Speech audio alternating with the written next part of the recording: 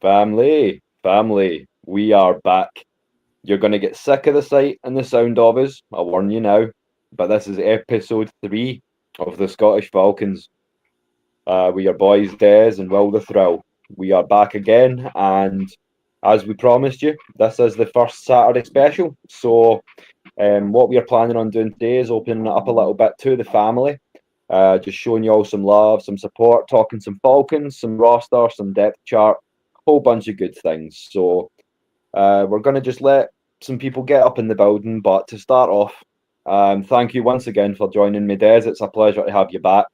And as we've been marketing this through logos, through the tags and the posts, as they know, we are in this together. So how's things from your end, fella? How are you keeping? Fantastic. The outpouring of love from Atlanta and international has been amazing.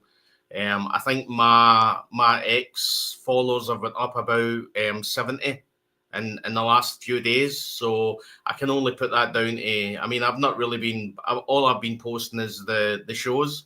So Yeah. I can only put that down to the exposure that I'm getting from this. So, and a lot of love. Just two guys literally close to Glasgow in Scotland that love Atlanta Falcons and love talking about Atlanta Falcons, and people all over the world are watching it. So it's fantastic. Yeah, definitely. I was saying that, and as I say, kind of trying to get we trying to get the timing together so where we could launch this season because there's so many big things coming together to tie it up. You know, the 60th anniversary of the Falcons, MPJ season, so everyone's excited. That draft class, that UDFA class, it's a really exciting time to be a Falcons fan and to kind of really embrace the culture and where we're going with it.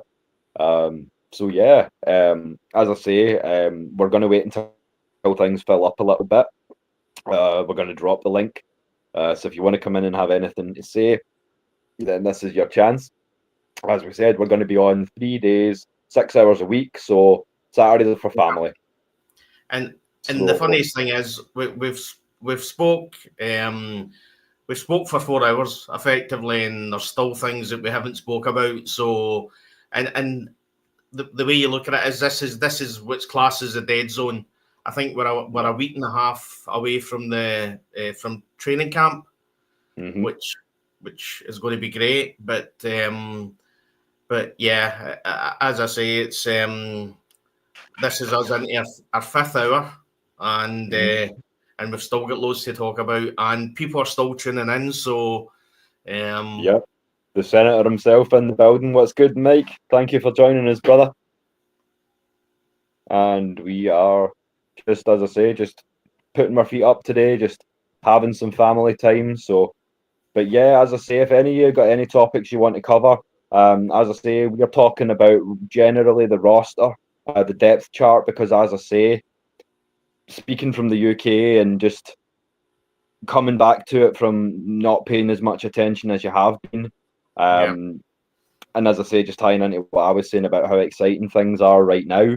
In terms of roster and depth chart, I can't think of a time where we've been this stacked, this deep, this early. We were talking in the back about some of the guys like Joshua Simon, the tight end out of South Carolina, Simeon Barrow Jr., the young nose out of Miami. As I say, behind the curtain, I was having a chat with his dad, and he seems like a good kid. He seems to have his head screwed on. So, yeah, I'm glad to have him. Jordan Williams as well, who is great in terms of flexibility, because that seems to be a big tagline for us this season is flexibility. We have a lot of different players, especially from if you're speaking about DBs.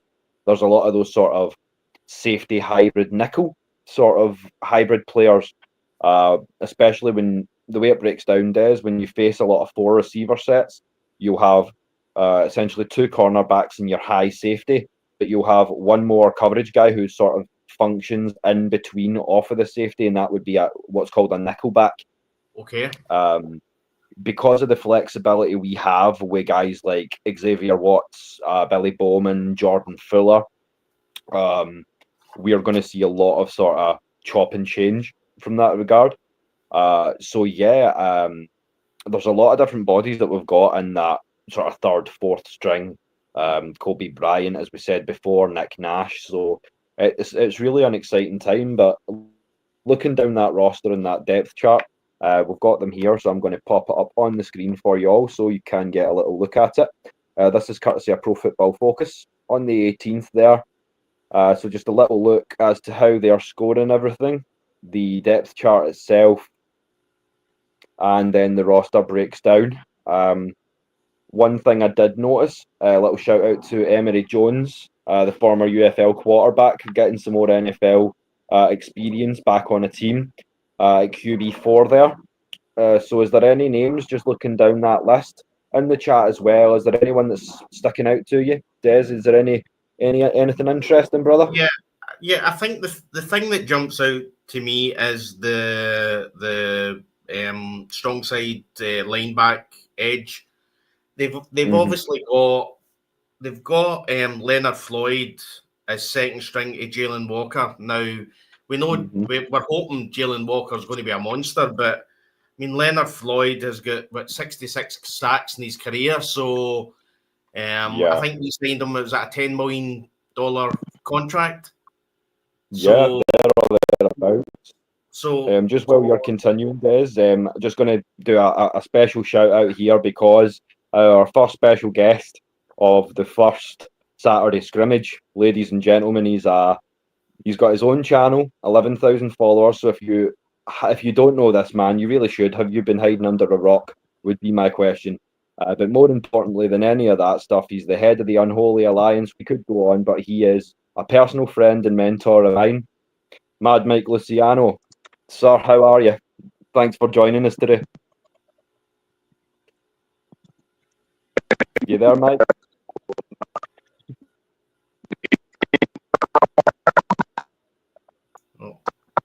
Breaking up a little bit there, Mike.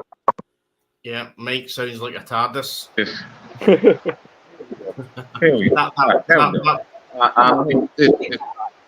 There we go. I want to talk some crap, okay? Let's talk some crap, fellas. Let's do it. Let's get into some shenanigans, okay? Let's talk. Let's talk about some shenanigans. Let's get into these nincompoops behind, okay?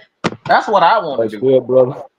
All I can say is, see, when Bernard Shaw was inventing the internet, I'm pretty sure this was the moment that he was thinking that the internet was going to be created for. Two guys sitting literally 10, 15 miles away from Glasgow in Scotland, talking to a guy in Atlanta about Atlanta Falcons. You can't get any better than that. The internet bringing the world together, you know what I mean? Yeah, and when you're learning the Scottish vernacular, here's one. Shout out to Darren in the chat there. Evening, gentle loons. So for those of you in the a loon would be a guy, and a quiney or a quine would be a lassie, a bonny wee lassie. So that's a wee shout out to the northeastern seaboard, my missus neck of the woods. Whatever the hell you just said, Will. I don't know what the hell you just said, but I'm gonna just shake my head like I understand what you just said. See, his Scottish accent. Time to start up. It's really thick at time, not all the time. At time. No, as I say, we've got the freedom now of the Scottish Falcons, so we're not going to enunciate quite so much, but we will still do our best. So believe me, I'm well aware who the Scottish Falcon is. It's been a while. I've seen some of his tweets, and hey man, believe it or not, you know I pay attention to everybody. Like I tell you, I'll steal everybody's content. I'm one of the content creators. I will steal your stuff, and I will tell you, and I will give you the credit for. So if I see something, I'll take it. But he's definitely been one of those guys that I've for quite some time. I don't know how long it was, but I definitely a follower his. He followed me for quite some time. And as we say, it goes both ways. So I mean, we appreciate you being in here, because without what you've done with your interactions. Maggie's in the back as well, so this goes for both of you. But without you guys, there is no Scottish Falcons, there is no AFN International. So I just thought I'd get that out there early. So we appreciate you both. And I really appreciate your kind words, Mike. It really means a lot. I mean, you're one of the bastions of the Atlanta fan base, and again, Twitter, X, whatever you want to call it, so crazy that you're always going to come across everybody. I mean, for me, I mean, I've got like 2 tweets, 2 X accounts, and one is my actual personal name, Stevenson, but I never really use that. And I think it was just after the game that we do not mention that I actually started the Scottish Falcon. So there is some tweets somewhere about me screaming somewhere about something that happened in February 2017. So, yeah, I mean, from my point of view, I've always just been in the background, Mike. I've always just shared what I believe, and I think I've always been positive. I think in X there is a lot of, I would say, toxic parts. There's a lot of toxic. And yeah, I've criticised when Raheem Morris was hired the second time. I was against it. I didn't think it was the right choice.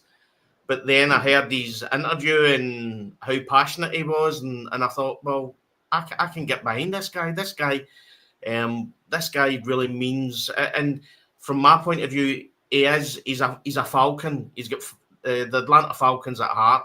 And then you hear him talking about how when he was first here, because effectively, if we look at it, Mike, the Arthur Smith era was a waste of time. It was It was a waste of time. And he talks about how he was hired when he went for the job interview, obviously after being interim. He said that the Falcons needed to sign a quarterback for the future. And so again, when you look at that and you think, well, if they'd only just took Raheem Morris then, we might not have had three wasted years. And then you look at Jeff Ulbrich getting signed, and again, it wasn't a headline hire, but him and Raheem Morris know each other. Again, from my point of view, that's they don't have to come in and learn everything about each other. They know a lot about each other because, again, obviously, Jeff Ulbrich was the linebacking coach when Raheem Morris was. When Dan Quinn was the coach. So, yeah, I've always been in the background. I've shared my views. I think probably the most opinionated tweet that I got a lot of views and a lot of shares was when they were talking about signing Michael Penix Jr. And I tweeted out that we've went from Marcus Mariota and Desmond Ridder to Desmond Ridder and Taylor Heineke to Kirk Cousins and Michael Penix Jr. And there's people on here complaining. Yeah. Just a little segue as well, boys. While you go on, Mike, I'm just tagging up some of these comments in the chat. The boys always showing love. Georgia, Texas boy, King Richie, Cam. You know, they're family too at this point. They may not always be on the panel, but we appreciate y'all, and we couldn't do this without you. So thank you for always showing love. Sorry, Mike, please continue, my brother. Absolutely. Look, I've gotten a lot of controversy for what I've said about Raheem, but I've never said anything negative about Raheem. I've just told the truth about Raheem. Raheem has not shown that he's a great head coach. He hasn't shown that he's a great defensive head coach. Now, he's a guy that's knowledgeable, but knowledgeable doesn't translate on the field action. We want to see the defensive linebackers improve. We want to see the DBs, the defensive line. You be able to put all those things together while they're on the field. I could care less that he's friends with Tony Dungy and all the great head coaches. We're talking about Mike Tomlin. Like I don't care about your relationships with those guys. Like, that's not winning us games. That's not helping us be a top 10, 15 defense. I don't care. Show me your notebook's going to be like that, but that's as you say, Mike. The notebook's going to be that thick, but if you can't bring it to bear on the field, does it matter? It doesn't matter. 100%. None of that matters. So that's my thing. So like for me, I've never said I wanted him fired. Never once said we want to fire. I want to see improvement. He has to show this year that he can improve defensively. Now, we know what he can be in helping designing the offense. We know what he can do. He's been that for Matt Ryan. He's been there for Julio. He's been there for a lot of the offensive guys under Kyle Shanahan. We know that. But I have not seen it defensively. I need to see it defensively. That's it. Yeah, and as I say, Ulbrich was a culture fit. Or you want to improve the defense, now you've got a head coach who was a DB and is DB minded, and right under him you have someone who knows his front seven because he was a linebacker. Special shout out, we've got another special guest joining us. You know him, you love him. You know to bring your boxing gloves because he's going to say it like it is. Another member of the AFNI royalty and the Unholy Alliance. 6-man K, what's up, Kev? How you feeling today, brother? What's going on, y'all? How y'all doing, man? Yeah, doing good, my brother. Thank you for joining the Scottish Falcons. As I say, just opening up the panel, talking a little crap about this roster, seeing how we feel. Maybe if we can start to get some names penciled in for who that final 53 is going to be. A little bit of devil's advocate, a little bit of lovers' tiffs between ourselves on the panel. You know how it goes, man. Oh yeah. But as far as that's what y'all say about Raheem Morris. Like I said, the biggest issue that came with that is, like Mike said, the controversial takes of Raheem Morris. I always say it like this: the expectations is what drives whatever the narrative is. And unfortunately, what ended up happening last year, it was high expectations, but you pretty much got the same results from the previous 3 years. So a lot of people kind of upset that, Raheem got a lot of the criticism and stuff, but nothing's really changed. So when you have that situation where you have higher expectations, same results, you're going to have some crap talked about you. I just want to throw my 2 cents on that. I mean, 100%. As I say, me and Des have said this too. It's the fan culture as well. So we need to have that high expectation. I mean, on paper, we are stacked.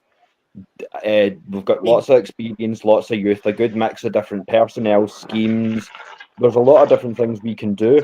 But as I say, I keep going back and I feel like I'm flogging a dead horse. You guys have heard me say it on the Unholy Alliance shows, the AFN shows. But when you get used to mediocrity, there has to come a time, a plateau where you go, no, I am, pardon my French, there's an F-bomb coming, I am fucking sick of being mediocre, of being just enough. Yeah. When will the hype translate to some results on the field? And again, I make the wordplay every so often where if hype was championships, the Jaguars would be a dynasty by now. You know what I'm saying? So, well, let me jump in here a second, and I'm going to say something. And again, I mentioned him before, Arthur Smith. When Arthur Smith was hired, I remember seeing a clip from the training practice, and there was a clip where they go 2 yards and they start celebrating. And I remember I heard Arthur Smith saying, "Stop celebrating. This is why yous are where you are. Yous are celebrating 2 yards." And I remember hearing that, and I thought, I can work with this guy. I can deal with this. But it never ever panned out. See, to be honest, when you looked at the first year, what Arthur Smith had in his first year with literally 1 year contracts all over the place, He'd done really well. But the second year and the third year, when he had better players, it disappeared. But as you say about mediocrity, Arthur Smith was trying to bring that to Atlanta, and for some reason it fell to the side. This is why, and again, I think we've got a great owner. From my point of view, we were 6-3 with Kirk Cousins, and at some point, nobody made a decision based on how bad Kirk Cousins was. Now, that either came from Raheem Morris and his backroom coach, or that came from the owner. Or Raheem Morris felt that there was pressure on him because of the large contract that was on Kirk Cousins' head. But when you look at what Mike Tomlin done, again, Pittsburgh, with Justin Fields, I think they were 4-2. He wasn't seeing what he wanted from Justin Fields, and he brought in Russell Wilson. At some point, you're not telling me that these backroom staff ain't watching Michael Penix Jr. doing what he's been doing on the training pitch. Yeah, I mean, me and Mike and Kev have been speaking about that. Yeah, like 100%. As you say, Des, like it's evident to be seen. But me and Mike and Kev have been talking about this in the background since the draft, especially as it pertains to ownership. You can kind of tie that in with the QB thing as well. It is important to have the heir apparent so that you have a smooth transition. You have a culture that's already in place to where the guy who's taking over knows what his job assignment is going to be. And Mr. Blank seems to be grooming his son quite well in that respect, I feel. Some people maybe have their opinions one way or the other, but Mike, Kev, how, as I say, we've been talking about this for a few weeks now, boys, so feel free to jump in on that. How do you feel about the ownership situation how do you feel about that? As far as the ownership situation, I mean, I'm fine. I'm fine with what they got right now, just for the simple fact that the problem that just comes along with what we have seen the last about 4 or 5 years. It's just basically been a revolving door around a lot of different ideas and not set on one. And you're trying to figure out what are we, what like I said, what's the identity, and who are the staple guys. And unfortunately, like you said, I ain't even gonna just say for the last few years. I'm gonna just say for the last 10 years, we don't know what this team is, because as far as going from the 2024 Falcons, we were a team that was offensively efficient, being one of the top 5 best offenses in the league last year. But then there goes the reminder. Yeah, we was the top 5 offense, but we was a bottom 10 defense. Yeah. Now, will we be saying a different story if they would have been making the playoffs if they made the playoffs last year? Most likely, yeah. But like you said, we never counted on the fact that the turnovers offensively also contributed to the downfall of what this team was. So that's all I gotta say on that. Like you said, Arthur Blank is doing what he needs to do, and he's always been doing the same thing. So I have no issues with it at all. And again, Kev, from my point of view, I look at I always say it like from my point of view, like Kirk Cousins. If we trade Kirk Cousins away, the way it's going to happen is that we'll trade him away. He'll go to some other team and they'll win the Super Bowl. That's the Atlanta Falcons way. Sounds about right. Historically, you look at we bring in Dan Quinn, who defensive mind. We have a bad defense. We bring in Arthur Smith, offensive coach. We have a bad offense. It did get better and he did build it, but it was a bad offense.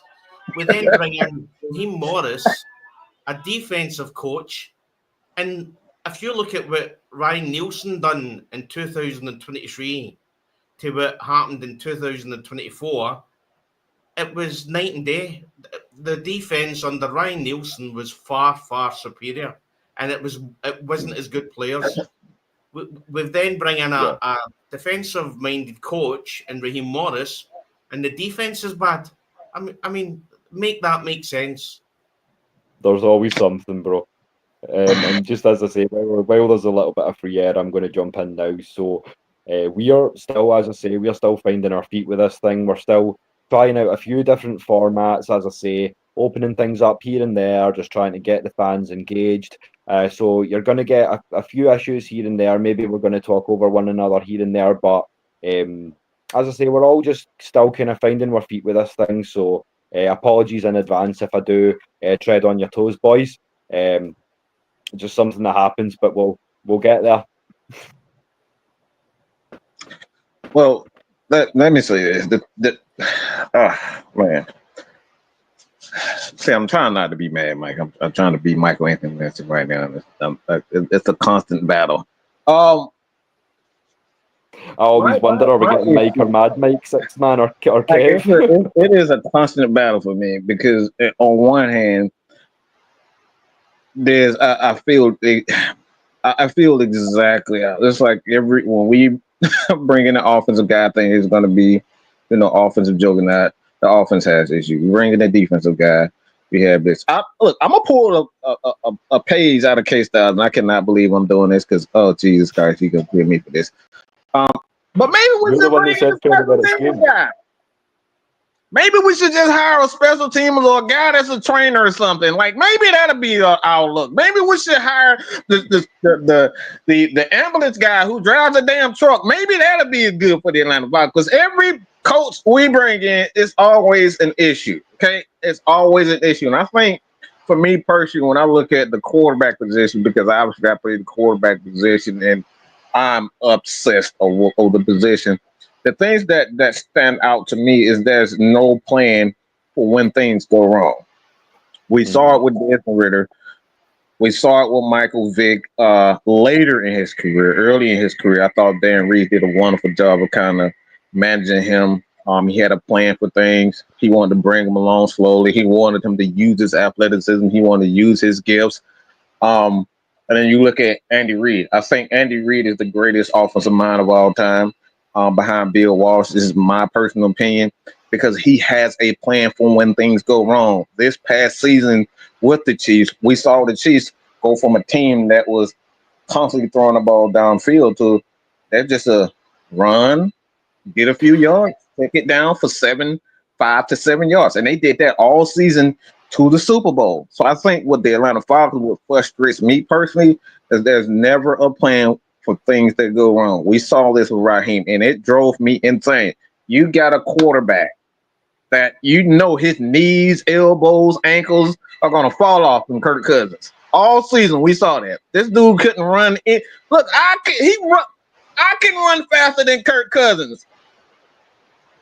And we kept throwing the ball downfield. He's throwing lollipops in the air, and our coach just said, "Yeah, I think he got bad knees and all, and he can run better than Kirk Cousins." Like I got bad knees, my ankles hurt, and he just kept throwing the ball. There was no plan. The plan is, all right, my quarterback can't throw. My quarterback is injured. Let's check the ball down and use Bijan and Tyler in this offensive line. We didn't do that. We kept throwing the ball. So those are the things when I look at the Atlanta Falcons from a coaching standpoint, which adds to my frustration and anger and so-called hate with Raheem. These are things that you should know as a coach. 100%. Yeah. And as I say, watching the QB position as much as you do, I'm just the same, but from the perspective of a receiver. So I know what I want to see and what I don't want to see, so to speak.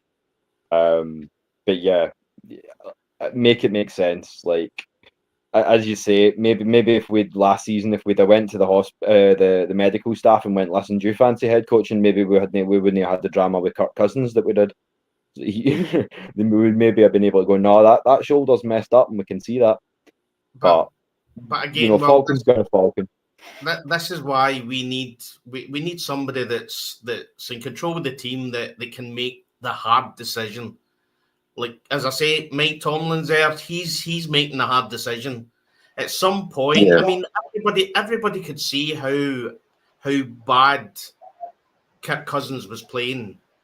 You see it in obviously from what I hear, I've not watched the show yet, the quarterback show, but seemingly there's a conversation where he's saying to Raheem Morris he's not playing good enough. Mm-hmm. You know, I mean, if all I got to say is if this is what Michael Penix Jr. looked like in week 16, just to look that by a few weeks, he's still going to be a far better quarterback than what we were seeing from Kirk Cousins. But the decision was not made. And again, I've said this before in one of the other shows, at no point should it have been Kirk Cousins' decision whether he's playing or not. That should have been the head coach, the doctors, the physios. They all must have seen that this guy was injured. I mean, you could see it on the park. You're not telling me that these guys ain't seen the issues in the locker room when he's walking in. He's obviously limping or his elbow's sore or whatever. And when I say tough decisions, I mean at some point I don't care how much this guy cost. I want the best people on the park for my Atlanta Falcons. I don't care if the guy was an undrafted free agent out of Wisconsin's whatever.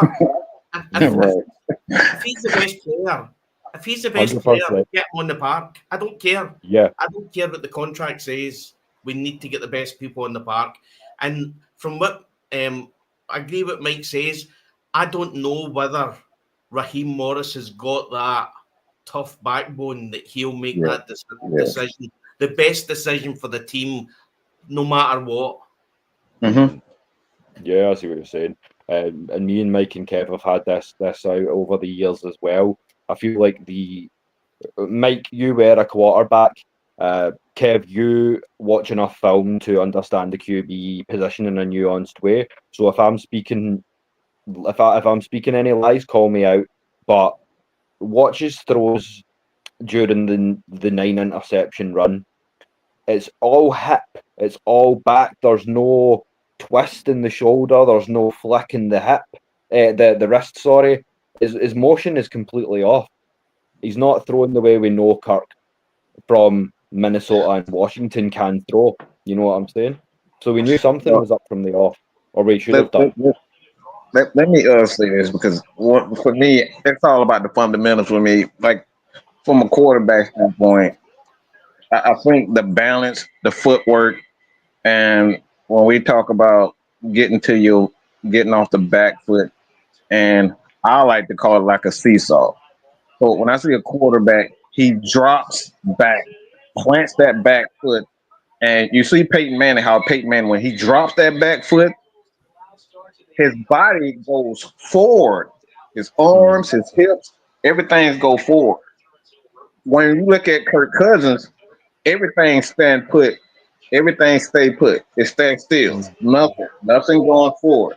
For a quarterback, when that happens, you're not using your hip. You're not using your arm. You're not using your hip. You're not using your upper body. And Kirk Cousins, he's just using all arms. When you go back and look at it, that's why you see a lot of the ball float in the air. You see errant passes going to the ground. See, this is when you look at a quarterback, he's making those throws. This is why you see there's so much inconsistency with his accuracy and whatnot, because those fundamentals for a quarterback, if you don't have your feet, you're done. Your shoulder can be shot. We've seen guys like Kirk Cousins. We've seen Chad Pennington. Chad Pennington, for years, his shoulder was shot, but he was able to plant his feet and deliver the ball. When that's gone, when your lower body is gone, it's gone. So those are the things that I'm looking at Raheem. If I can see that sitting at home, that his fundamentals are off, I don't know why you don't pull plug them. Like I'm pulling the plug. I'm taking them off life support. Like you're done with me. Yeah.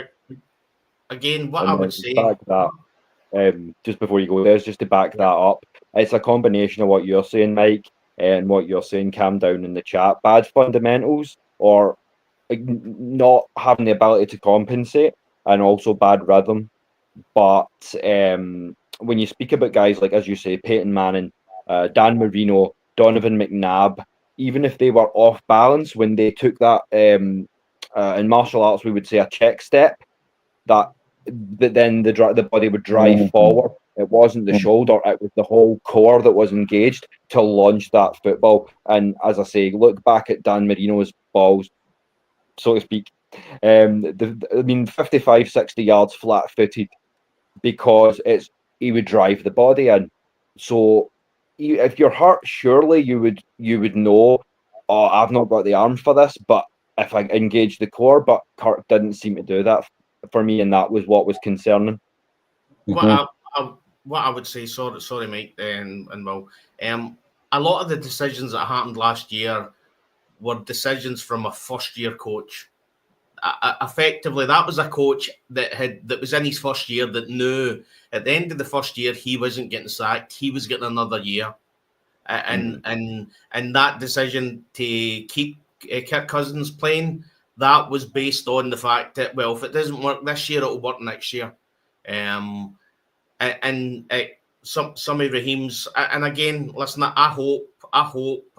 I said in one of the other shows, I've actually got a screenshot of when he was holding up the trophy, the Lombardi trophy with the Rams, and I've cropped everything LA Rams out so that it just shows Raheem Morris lifting this Lombardi trophy. Listen, I would love to see this man lift the Lombardi trophy, but I would love it. But when you look at some of the time management issues that he had last year as well, and I mean, this is a guy who obviously he's long in the tooth, as we would say. He's been there. Yes. You know what I mean? And he's making time management mistakes. And that's fundamental. I mean, I feel like not to trigger anyone, but bringing up yet again, it seems like we keep going back to this, and we promise once we've covered the main bases, we will not touch on it again. But in the game that will not be named, what was the issue? Time management. We left a 2-minute offense to probably the most dangerous 2-minute quarterback there's ever been. Yeah, not a good way to finish out a game. Yeah, time management and effectively coup. I mean, again, the good Scottish saying, coup shat the bed too many times. Aye. You know what I mean? 100%. And then we bring in a kicker who couldn't kick 40 yards. You know what I mean? Again, at some point, we need to stop making these infantile mistakes. Yes. Bringing in a kicker who, I mean, literally 45 yards was his distance. Yeah. I mean, you tell me. I mean, not even XFL kickers are as bad as that. No. It's just the wee small mistakes that have an issue on everything else. Hopefully Koo comes back this year and he has a great year. He deserves a chance because how good he's been. You know what I mean? I remember when Koo was at his height, somebody tweeted that Koo was the best kicker living, and I then decided to tell him that Matt Bryant was still alive. Yeah, 100%. So yeah. Sometimes I miss that guy. Yeah. And on that note, if you're hearing us, Matt, if you want to come on and talk about the situation with the kickers, how you feel about Koo, how you like Lenny, this guy that's coming in, because I've seen some of his work, both from a European perspective and as he was getting ready, and Krieg's got some drive on that leg. I think he's got a 64 long, and he's a soccer style kicker, as you'll see coming out of Europe a lot. So he gets under the ball, but he's got leg for days. So I'd be interested. So, Mr. Bryant, sir, if you are listening, you know what to do. Get in touch. Again, what I would say, Will, is that there's one thing doing it in the European League of Football. That's one thing. Doing it in a packed Mercedes-Benz, then I mean that's pressure. So yeah, he's got the talent there. The one thing you could say about Koo is when the pressure was on, Koo always stepped up. We all remember a couple of years ago the helmet toss. You know what I mean? Fantastic. The guy's as cool as can be. And then that all stopped last year. Yeah. Well, he was hurting too, surely. I can't remember, correct me if I'm wrong, but his hip was jacked or something. Yeah. Yes. And as Maggie says in the chat there, if it's your first time watching the Scots, don't be afraid. We don't bite hard. So if you do want to come on and join us and join the boys from the Unholy Alliance and have your say, if we've got a kill, let's keep it going. Aye, if we've got a kill on, something might bite you. But aye. Yeah, because I know I gotta go pick me up some L when I get off of here. But as far as you were talking about with Koo, like I said, man, I know a lot of people has already kind of given up on Koo after last year. And from what you were saying with the hip, he had been hurt since preseason. It was in the Miami preseason game where you can already kind of notice something was off. Now, the kid that you talk about that's coming out of Germany, yeah, big leg, driving like a mug. But I just think because since he's on the what they call the internationals deal, he's the backup plan. But I necessarily wouldn't say we're gonna see him next year unless it's really, really, really urgent. Yeah, I'd agree with that. I think he needs to adjust from Europe to the NFL game a little bit first. But he's a solid option, and as we've said on kind of all the shows gone, the best bit about this team is that there's not just depth and versatility, but there is competition for every spot on that team, and it's a great problem to have. You know what I mean? You can't have too many options, in my opinion, especially at this stage in the preseason. But again, well, I'm hoping that we've got the main position spot on in the quarterback. As Mike says, he's been a quarterback. He knows the fundamentals, and I mean, I'm a novice at all this kind of thing. I hear a lot of you guys talking and saying about this like 4-3 and all this kind of stuff. It's a lot of that kind of thing doesn't just come easy to me. But yeah. I'm looking at Michael Penix Jr. and I'm just, I mean, he even going back and looking at his college games, as well said in our last show, he's just so pro ready. Another thing from my point of view, you look at how well the Denver Broncos quarterback, who's Bo Nix. Yeah. Now you look how well he done last year. Now, if anybody wants to go back and watch the Washington-Oregon game from 2023, and tell me who they think is the better quarterback. And Michael Penix Jr. was head and shoulders above what Bo Nix was able to do. Oh, no question. And you see what Bo Nix done last year, and then you think to yourself, and me looking at him, I'm just thinking to myself, this guy really, he could be the one. It's just an interesting position, as you say. It's a strange one when you talk about it, because, as I say, as a Falcons fan, you learn quickly that you don't want to get too hyped, but the stars are aligning. I'll put it that way. Like, I'm not going to say that this is a team that's built to succeed right away, but we've got the right guys. JPJ, Jalen Walker were a couple of tormentors in college at the college level, and they are both really invested in what we are kind of doing here. Speaking about MPJ as well, he was definitely the most pro ready. And the guys in the chat are welcome to help with this. Mike, Kev, the rest of the AFN creators as well. Fire Des some of these YouTube playlists, because I've got a few videos. I'll probably try and get them over to you tonight, brother. It's breaking down different schemes specifically, so that you can see. Here's how you would run that against this play from a 3-4, and here's how you would run against it that same play from a 4-3. That's the beauty of all this as well. Some of us have experience playing the game, and as I say, that's the beauty of Madden and NCAA football games as well, as they've given me a much more nuanced and also playing a position where you need to know all these things as a wide receiver.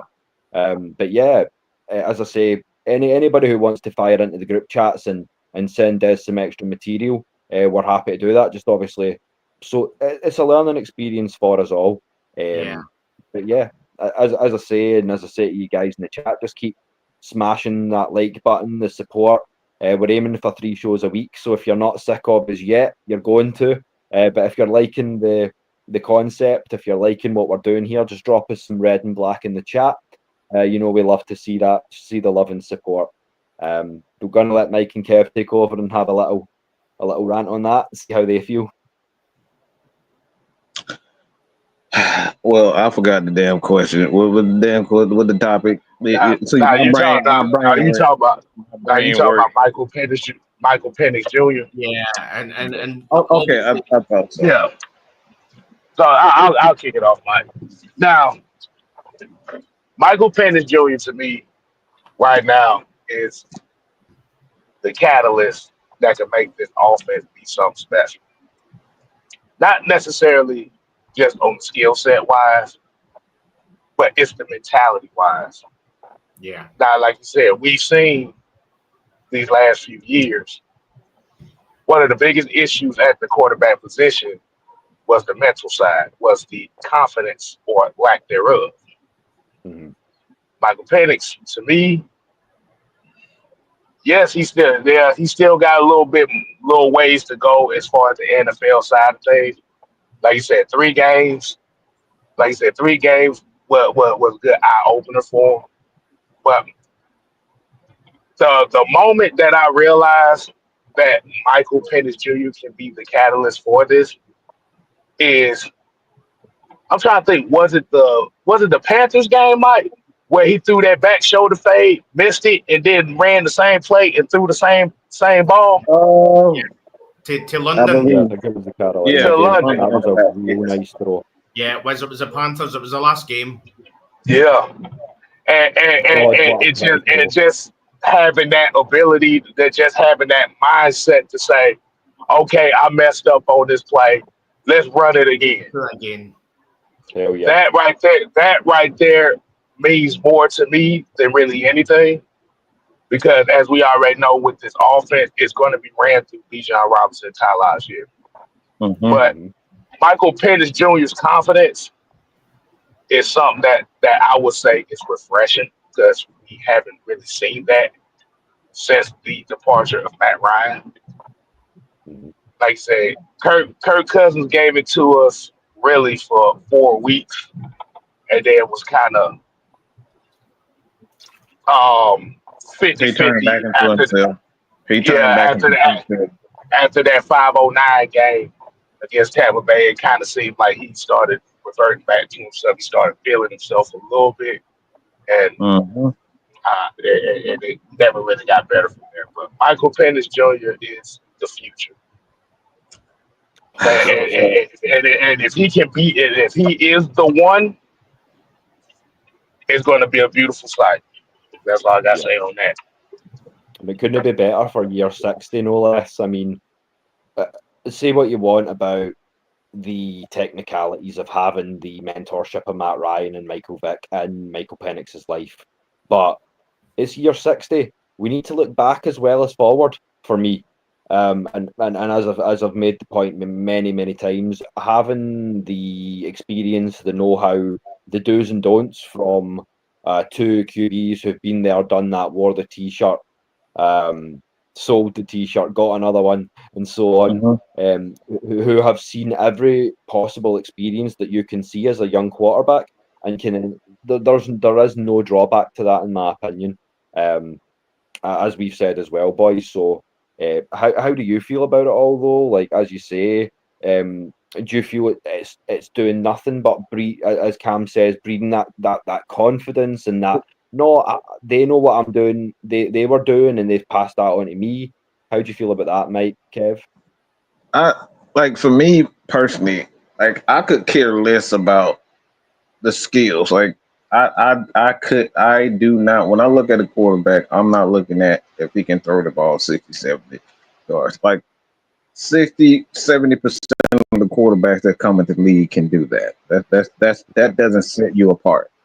You're just a big model. Okay? For me, it's just model. It's like a pretty girl. It's like, if she can't talk, if she can't cook, if she can't, get on her knees and do some special things, I could care less about all the other stuff. Okay, I could care less. You better be able to make me a ham sandwich. Okay, I need all the extra trimmings on the sandwich. I need all of that stuff. Okay, I don't need you to just look pretty. Okay, I've had plenty of pretty girls, and we've seen plenty of pretty girls, but that girl if she doesn't know how to make her own money, she doesn't know how to watch her kids, if she doesn't know how to maintain her own well-being, like, all of that is just. All that stuff is just cosmetic. Like, for me, when I look at Michael Penix, the thing that I get most, excuse my French, I get very excited when I look at Michael Penix, because I don't want to have to be angry for you. I don't want to have to be excited for you. I don't want to have to be angry for you. When you see your teammate do things wrong, I need for you to say, hell no, Will, we're not doing that. We look at 100%, on the sideline. We look at our offense coordinators. They looking in the damn sky like, oh, I guess we just fucked up again. Like, no. I know Michael Penix on the sideline screaming at the head coach. He's screaming at the coordinator. He's doing all of these things on the sideline as a youngster in his rookie season. That right there, for me, I get so excited seeing a young quarterback do that. These are the things that you look at this guy, is Matt Ryan. Who in the hell would have thought that Matt Ryan would tell Tony Gonzalez, who has been in the league for 10 years, he knows what he's doing. He say, don't you fuck around, get to the spot, the ball is going to be there.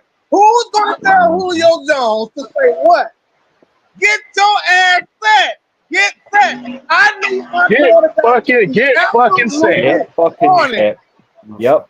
Get fucking set. If my quarterback can do that, I don't need him on my team. Leadership, that's it, 100%. And just as you say about anger, the rivals are coming down in the building. So Donna down in the chat there. We're happy to have Panthers, Buccaneers, even Aints in the chat. Feel free to jump on the panel. We see y'all twice this year. Let's do it. Come on and talk some crap with the Scottish Falcons before game day. Happy to do that. And we live rent free in their heads. That's as well. Oh, you know it. You know it. Same with that Patriots fan who comes in here talking about the game that will not be named. It's like, thanks for the view. Now, Mike, I'm okay. I'm going to jump in if you don't mind. Now, well, you said about the 60th anniversary and the Michael Vick, Matt Ryan thing.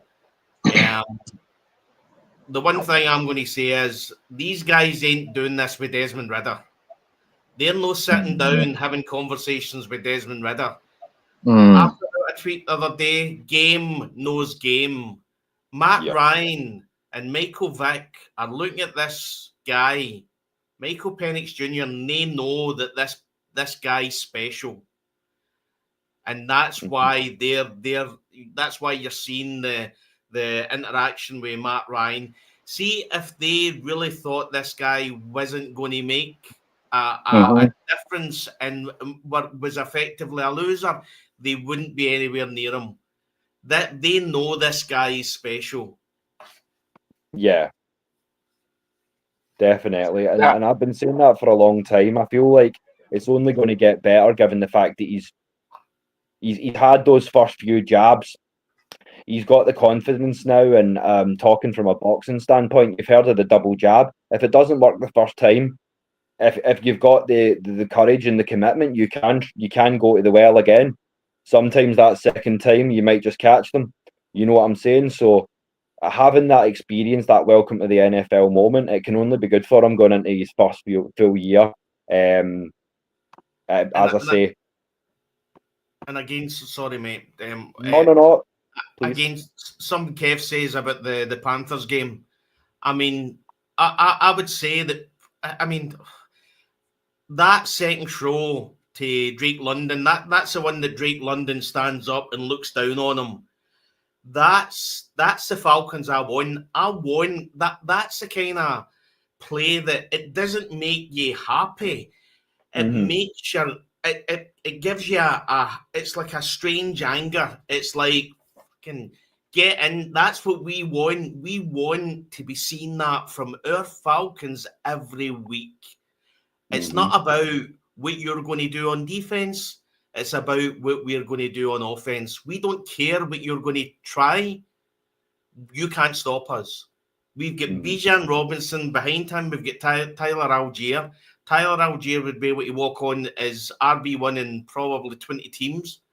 We've got Drake London. You've got Darnell Mooney. You've got Kyle Pitts, which, let's be straight, Kyle Pitts wasn't drafted at number 4 as a tight end. Kyle Pitts was drafted at number 4 as a wide receiver. That was the reason he was drafted so high at that position. Now, he's only 25, so he's got plenty of years ahead of him. And then you even look at Ray McLeod. You know what I mean? We're in a position now that if Zach Robinson gets to open up his playbook, which he did start to do in the last 3 games, that this offense will be in a position where it's going to be the 2016 Atlanta Falcons, where we were literally running over people. It didn't matter who you were. Didn't matter what you tried to do defensively. Our offense was just too good. Yeah. And just to your point, as you say, especially when it comes to guys like Kyle Pitts, I feel like, see the way that defensive end and defensive tackle used to be mutually exclusive, and now you get IDL and you get that hybrid linebacker DN thing called an edge rusher. I feel like it's going the same way from an offensive standpoint. I feel like because you have some of these freak athletes, these basketball style tight ends, you're almost reached a point where you can't call them a tight end or a receiver anymore. You should almost be calling them offensive weapon, and they should be coming out listed as such.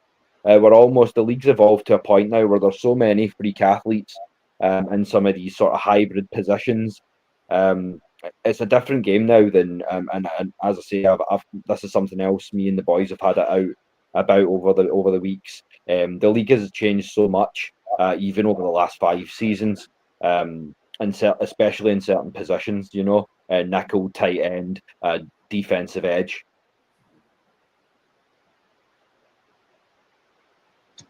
Well, you know how I feel about you know how I feel about the new, like, I'm an old school type of football guy. Like, so for me, I'm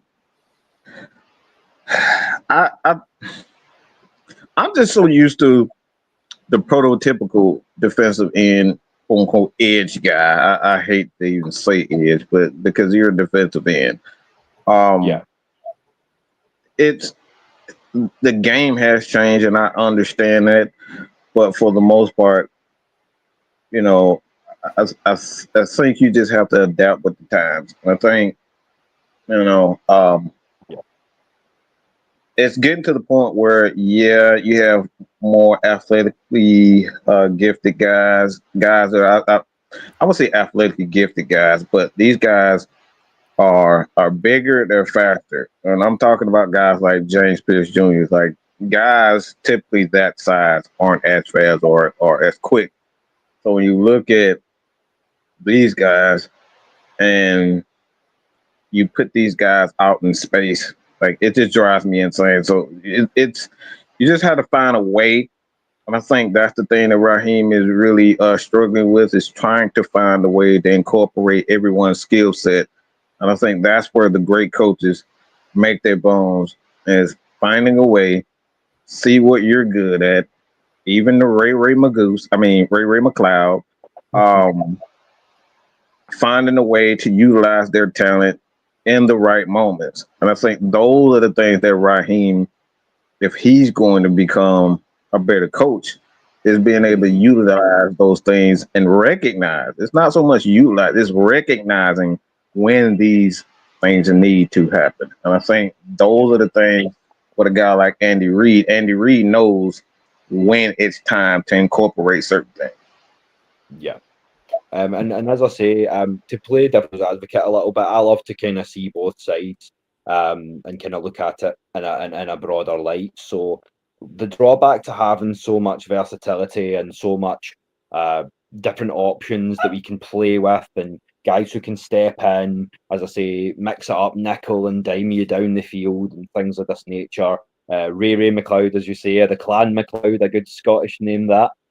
And yes, somebody put in the comment that they like hearing me saying Ray McLeod. No, that's it. We're making that stick. Your name is now, sir. If you're listening, Ray, you are now Ray McLeod of the Clan McLeod. If you've seen Highlander in the States, you'll know that reference. There can be only one.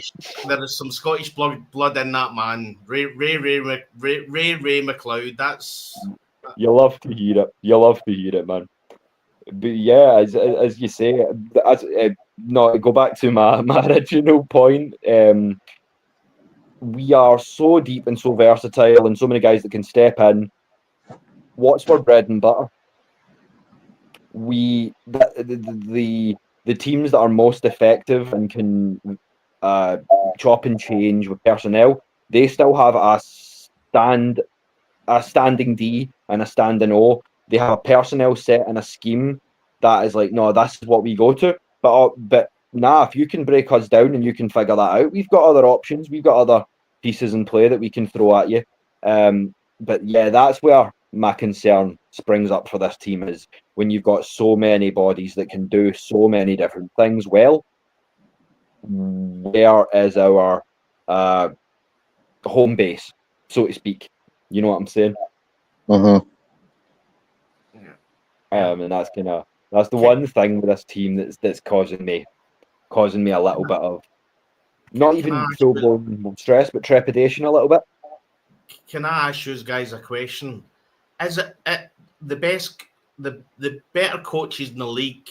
Do the better coaches in the league, are they playing their system, or are they playing to the strengths that they see in their players? For me, that depends. You can use these skills and the abilities of your players if you study the other team ahead of time to create personnel mismatches. For instance, your safety is really, really slow. I've got Tyreek Hill. I know what I'm going to do. Things of that nature. So you can use your player skill set, but I feel like where the perfect teams, where the championship teams are really built, is finding that balance. Knowing what your players do well versus what the opponents do badly. And also, as you say, knowing the schemes that you can run to a consistent basis, where you know where everyone should be. Because I feel like, we can talk about how imperative the level of play of Michael Penix is, but just as important is the decisions that these coaches are making game time, and the adjustments. How do you feel about that, Mike? Kev, do you kind of agree with me on that? It's all about time. Yeah. It's all about time. And so, I agree. Yeah, the greatest teams in this league are able to, as far as what you were talking about with the system versus the players thing. The system is the most important thing, and what we're talking about system, it's being able to. Okay, I'm gonna use an example. I'm gonna use the Kansas City Chiefs for example. Um, having good players is great, but when you're knowing when to hold on, is that an echo on my end? I don't hear anything. Okay, I think it might be my end. No, there's an It echo. is. There is an Yeah, echo. we've got an echo. Yeah. A little bit, yeah. Okay, but the best teams are able to retool year in, year out without necessarily having to overpay for certain players. Yeah.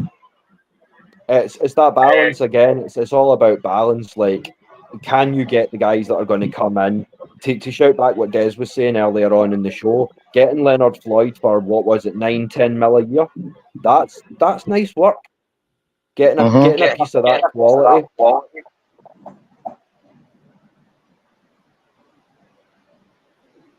Yeah, like I said, for me, it's not so much that the Falcons have been a team since the '80s. They're able to recognize talent. Talent hasn't been our issues. It's been able to develop these guys properly and put them in position to succeed. And I think if the Falcons are going to be successful, they have to find a way to consistently put these guys in position to succeed.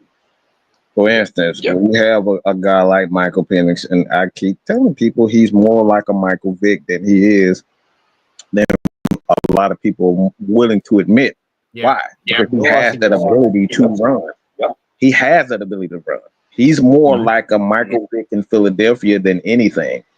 You can play him in the shotgun. You can play him in the pistol. You can play him under center. So he has that ability to run for 20, 30 yards down the field. So a lot of people thinking this is going to be the exact same offense that we saw last year. This team is going to be much more dangerous because now you have a power back. You have a amazing, talented running back in Bijan Robinson. Now you have that ability if they play that wide nine like Philadelphia. Well, guess what? If you play that wide nine and you forget about the quarterback, guess what happens? Mike runs for 10. He runs for a first down, he extends the possession. So these are the things that Zach Robinson has under his belt now because he's able to do so much and call so many different plays. I mean, you can throw the RPOs, you can throw a lot more screens because Mike loves to do those things. You can throw the ball deep. So it's so many things with the Falcons offense that he now has the pleasure of doing. We didn't have that under Kirk Cousins. This playbook is wide open. You could even say we didn't have it under Matt Ryan because the word I would use would be dynamism. A more dynamic offense. Mm-hmm. But yeah, as I say, I'm going to drop it once again down. Yeah, I think it's Yeah. I think it's Still trying to sort out this echo. Apologies, folks. Mike's phone that's echoing a wee bit, I think. Because that sounds better now. Cool. So what we're going to do a little bit of just, as I say, Q&A. We've dropped it down there, so I see there's 22 people watching right now. So if you do want to come on and join us, I'll ask Miss Maggie T to drop the link for you all to come on.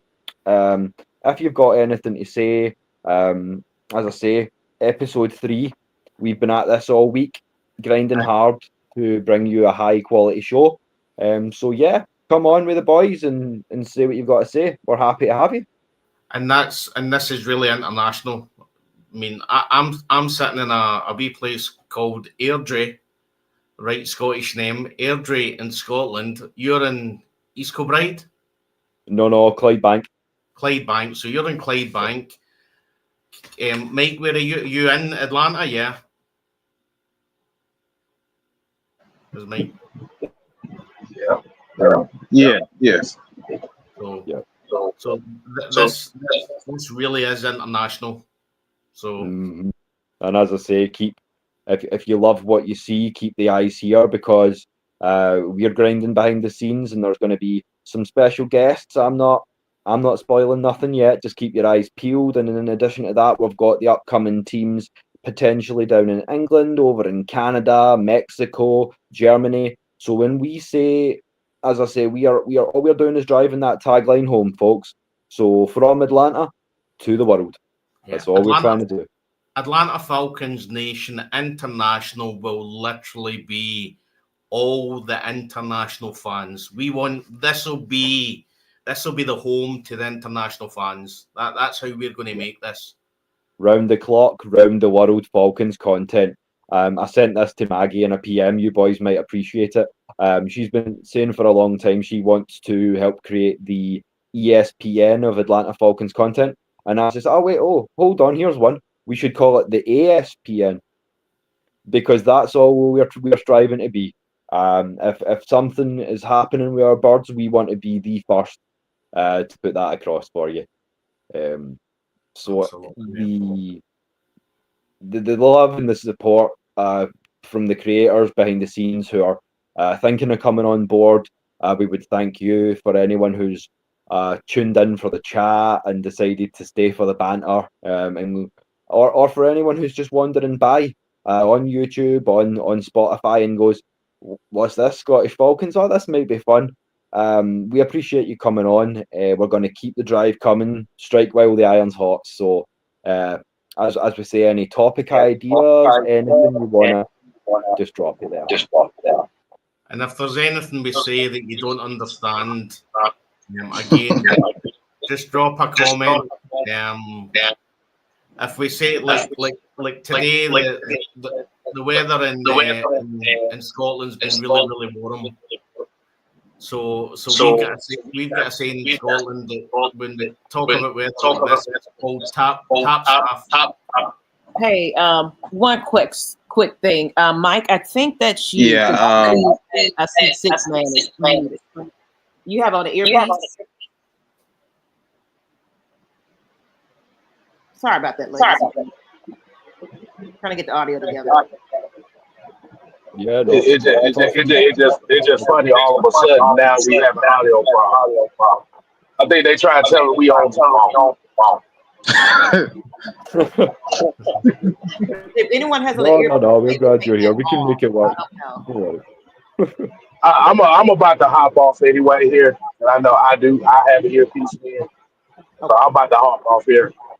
Appreciate you joining us, Kev. Thank you for your time, brother. I don't hear it with you, Kevin. I think you could say something now, because I don't hear it now, and I'm speaking. It could be Mike, possibly. Oh, I'm gonna say something. Henrik Larson, can you hear that?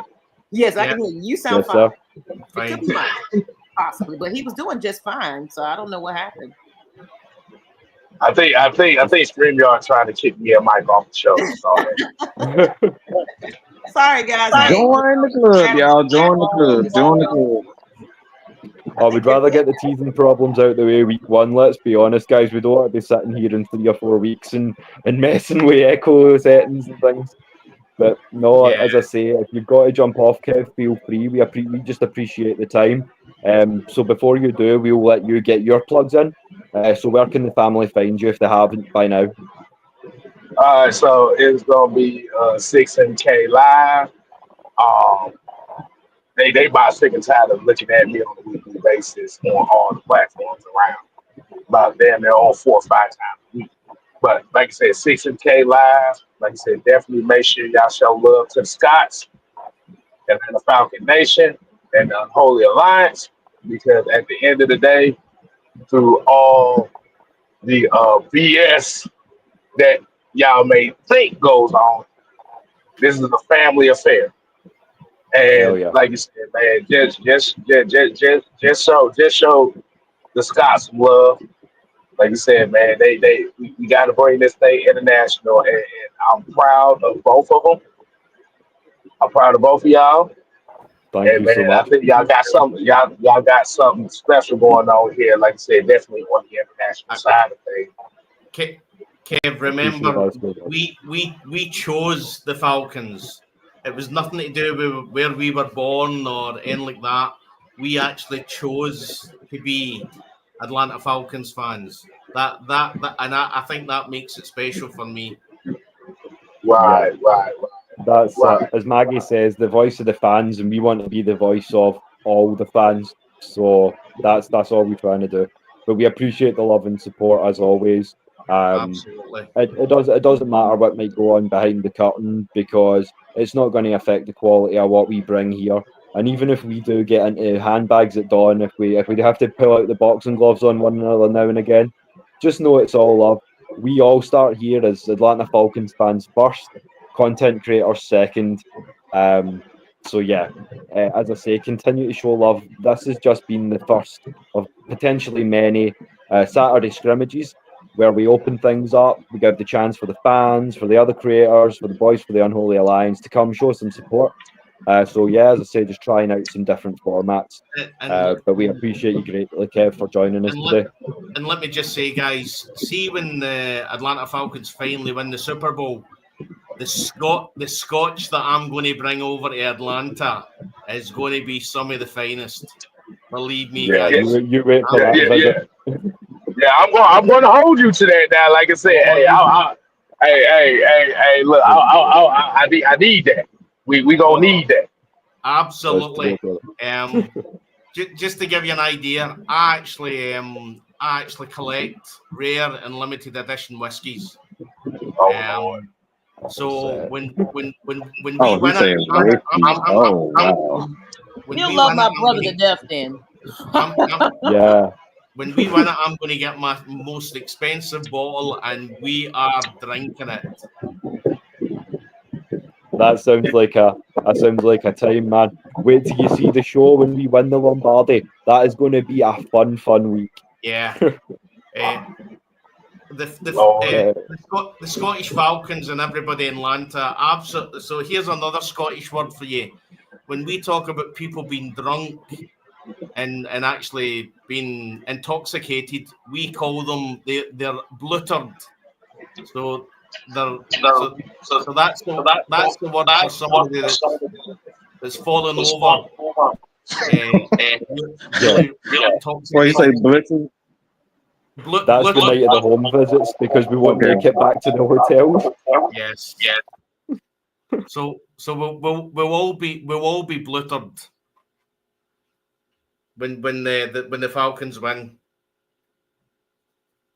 And Mike, if you can spare the time once we finish up the show, if you can hang back for 5, just for a wee chat in the back, that'd be appreciated. But as I say, show the love down in the chat for Kev coming out. Absolutely. But as I say, so expect the team's going to be coming together a lot more. As I say, Maggie and Des know we've got some special guests in the works, so you don't want to miss these 3 shows. As I say, Wednesdays, Thursdays are going to be a bit more formal. We're going to do a little bit more prep. We're going to come in with the pens and the pads ready to go. Saturdays, we're more than happy to sort of open things up, as it were. So if the guys in Mexico are watching this, Canada, England, Ireland, I'm not going to go on because it'll be a 3-hour stream, and we're going to try and aim for 2. So what we're going to do down in the chat is we're going to start a little Q&A, and also if you've got any expectations for next week for the start of training camp. So if there's anything you want us to tackle, let us know. So as I say, first chat here we've got from Cam. He's saying the history of the Atlanta Falcons by Secret Base, which I will hold up my hand. I haven't checked out yet. But I says to Maggie, I need to get on that over the weekend with QB2. So probably on Wednesday we'll have a wee chat just about some of your media recommendations once we get the chance to watch them as well. So if there's anything else you want us to watch, by all means, drop it down in the chat as well. And as I say, hopefully, we can hear some Sweet Caroline from the Olympic Stadion down in Munich. That should be a fun one, but that's really more the English. If you want to get the Scots involved, you would be going for Yes Sir I Can Boogie. That would be the one. So if you know that one, that's the tune to go for. Yes, absolutely. But yeah, we love it. We appreciate it, guys. Just keep the comments coming. Mike, you sent me something on PM that you wanted to raise as well.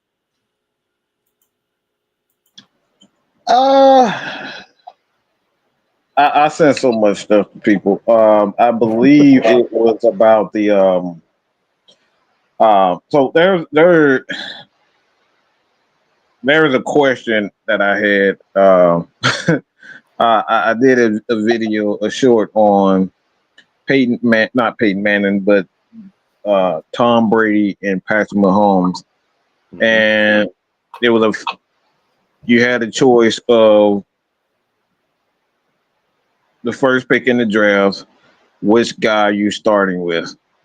And it's really interesting to me because I think it's absolutely ridiculous, but an overwhelming majority of people have chosen Tom Brady.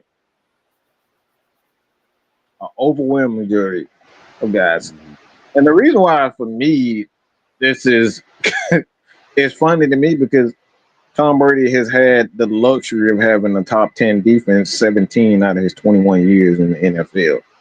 So that's those are the things that the small intricate details of football that a lot of fans don't understand. It's like it's a team sport. Like, you know, even what we do, it's about teams. Like, and I hate saying this. Like, everybody always say I'm the front man. You know what I'm saying? And I don't like it because I have guys like Will, Maggie, Six-Man, K-Styles, Juan, so many of the people that help me get ideas. Sandra, Rashad, like I have so many people that help me to get so many ideas. And we are at 11K plus. We have well over 20,000 subscribers here on YouTube, but I couldn't have done this alone. So when I see people choose Tom Brady, for me, I go AWOL because of that reason. Tom Brady has had 17. Matt Ryan has had 2 top 10 defenses in his entire 14, 15-year career. These are the things we talk about football. It's a team sport. We're not able to do the things without the Dez, the Wills, Maggie T's, and all the people in the chat. Like a lot of you guys comment really fuel a lot of our shows. So when Will says, you know, if we have a difference of opinion, don't take it personal. We love to debate, and that's what it's about, the conversation. You guys are the driving force behind this quote unquote empire that we have.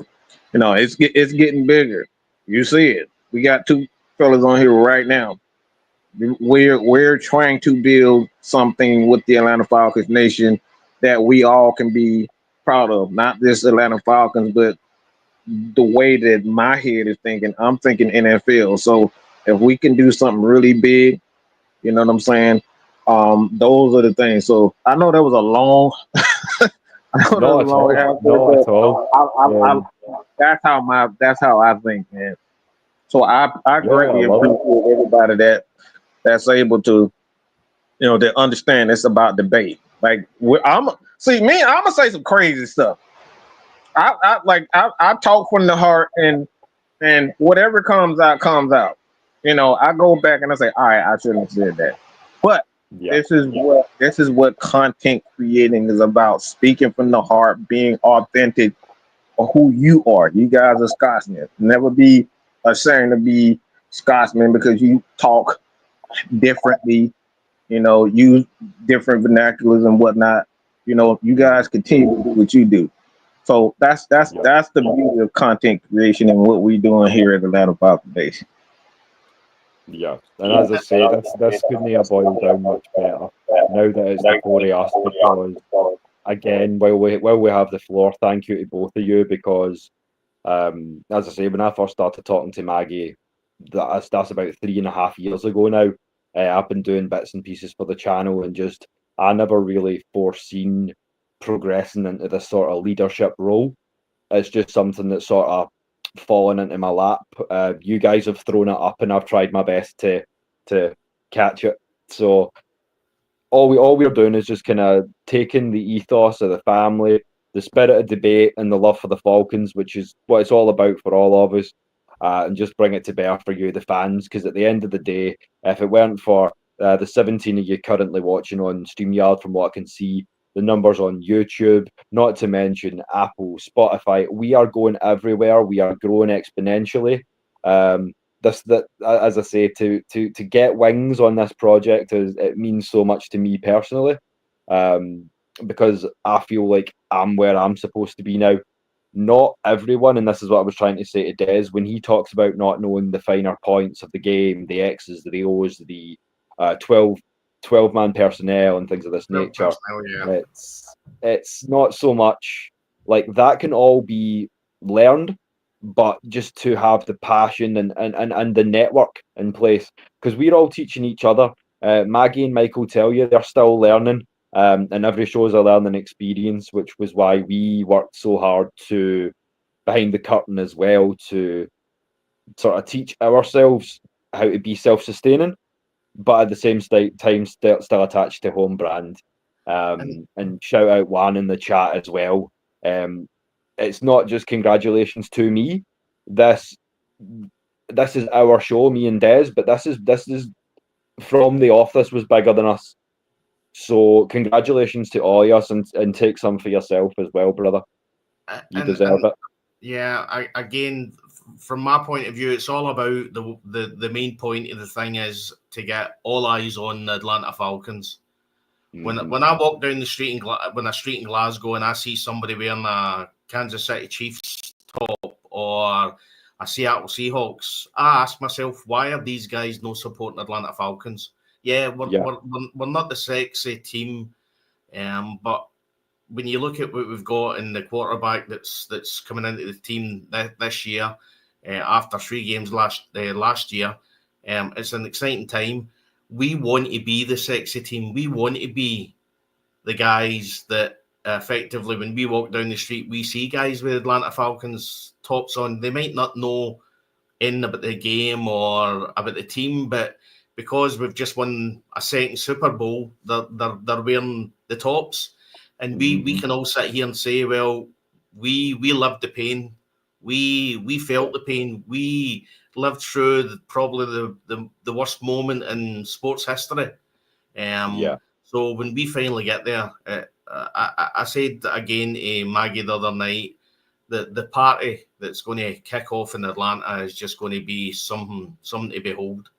Yeah, and as Mike says too, we like to drop the heavy topics, and it's not a concern because it's going to happen, but for all the people who are inevitably going to come out of the woodwork when we do win that ring or two, better thought for the guys who have been in the trenches talking about the Falcons when we were the laughingstock of the league. This grind has been more multifaceted and deeper than you know. When you're talking about being a Falcons fan, and as Des says so often, we brought this on ourselves. We embraced Atlanta first. It's just that now it's became exponentially greater because we can see that Atlanta's embraced us in return, and that's why it means so much to us to do this. But again, well, I wouldn't have it any other way. I mean, just to give you an idea, I used to watch soccer in the UK. I used to actually have a season ticket to a football team. And it got to the point that I couldn't feel the passion that I felt for Atlanta Falcons with that football team that I stopped going. I was the same. That's how much Atlanta Falcons mean to me. That the fact that the feeling that I got from watching them play, I couldn't get from a team that I'd supported most of my life. Oh wow! I feel the same way. Anybody And that that's puts why themselves through that type of pain is definitely a diehard fan. thank you, Maggie. And as you guys seen in the Facebook chat as well, like that's why I hung up I won't even say the blue or the green t-shirt. It's not important, because as I said in the chat, as long as the black and red are all right. You'll see people in Scotland use it as too much of an excuse to slip the gold ring zone and go out punching. And that's not what sport ought to be. Sport should start from a place of love, and that's always where it should be. And that's why even the Aints, because we're in a much smaller market, if you see an Aints fan, as much as you will throw them daggers, there's another Scottish one, throwing someone daggers is when you give them that look. Yeah. So you will throw them daggers, but then you will go, "Oh no, brother, how are you? How did you get into the Saints?" Because at the end of the day, it's such a small market here that we want to speak. We want to talk NFL. Interaction. Yeah. And as Cam says, how could you not choose the team with Roddy White, Julio Jones, Matt Ryan, depending on how far back you go, the team of Keith Brooken, the team of John Abraham, the team of Claude Humphrey, the team of Terence Mathis.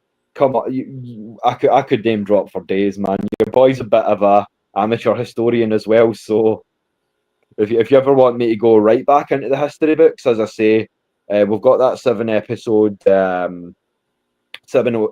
thing, and to check out the history of the Falcons, and also a little bit about what I've got planned on as well through AFNI and also the Unholy Alliance. There, keep your eyes peeled. I'm going to be doing some short form content, just some little news, little updates, maybe some little pieces from the heart, little miniature segments called Will the Thrills Spills.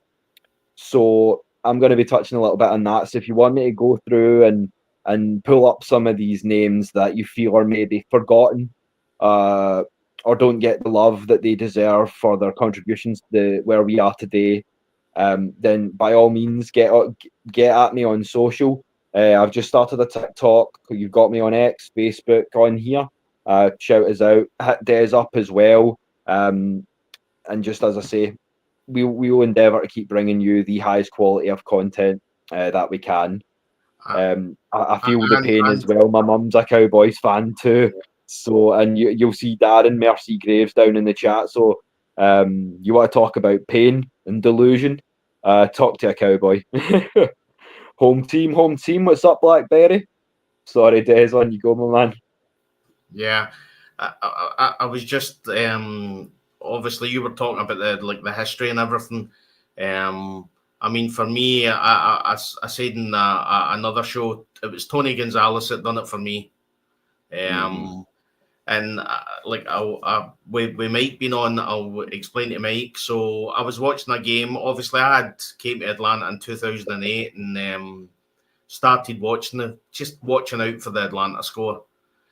And everything happened with the Bounty Gate, and obviously all the bans all kicked in. And week 10, November 2012, the Atlanta Falcons were playing the Aints, and I think they were like 13 or 14 points behind, and Tony Gonzalez had two guys around him, and Matt Ryan still got the ball to him. And as soon as he caught that ball, I went through the roof, as in I started screaming. And from there on, that was it. That was a passion. That was just that feeling with Tony Gonzalez grabbed that ball. And as I say, I was a season ticket holder with a big Scottish team, and I can't even remember the last time I watched that team, because I didn't get the feeling that I get from the Falcons. Yeah, there's no thrill like it. And again, I know there's pain, but listen, see, when we get the big one, it won't matter. All this suffering will disappear in the blink of an eye. And trust the process; it'll all be worth it. Absolutely. 100%. And we have another special guest on the panel, ladies and gentlemen. Home team, shout out for your boy. Brother Blackberry, thank you for joining us. How are you, sir?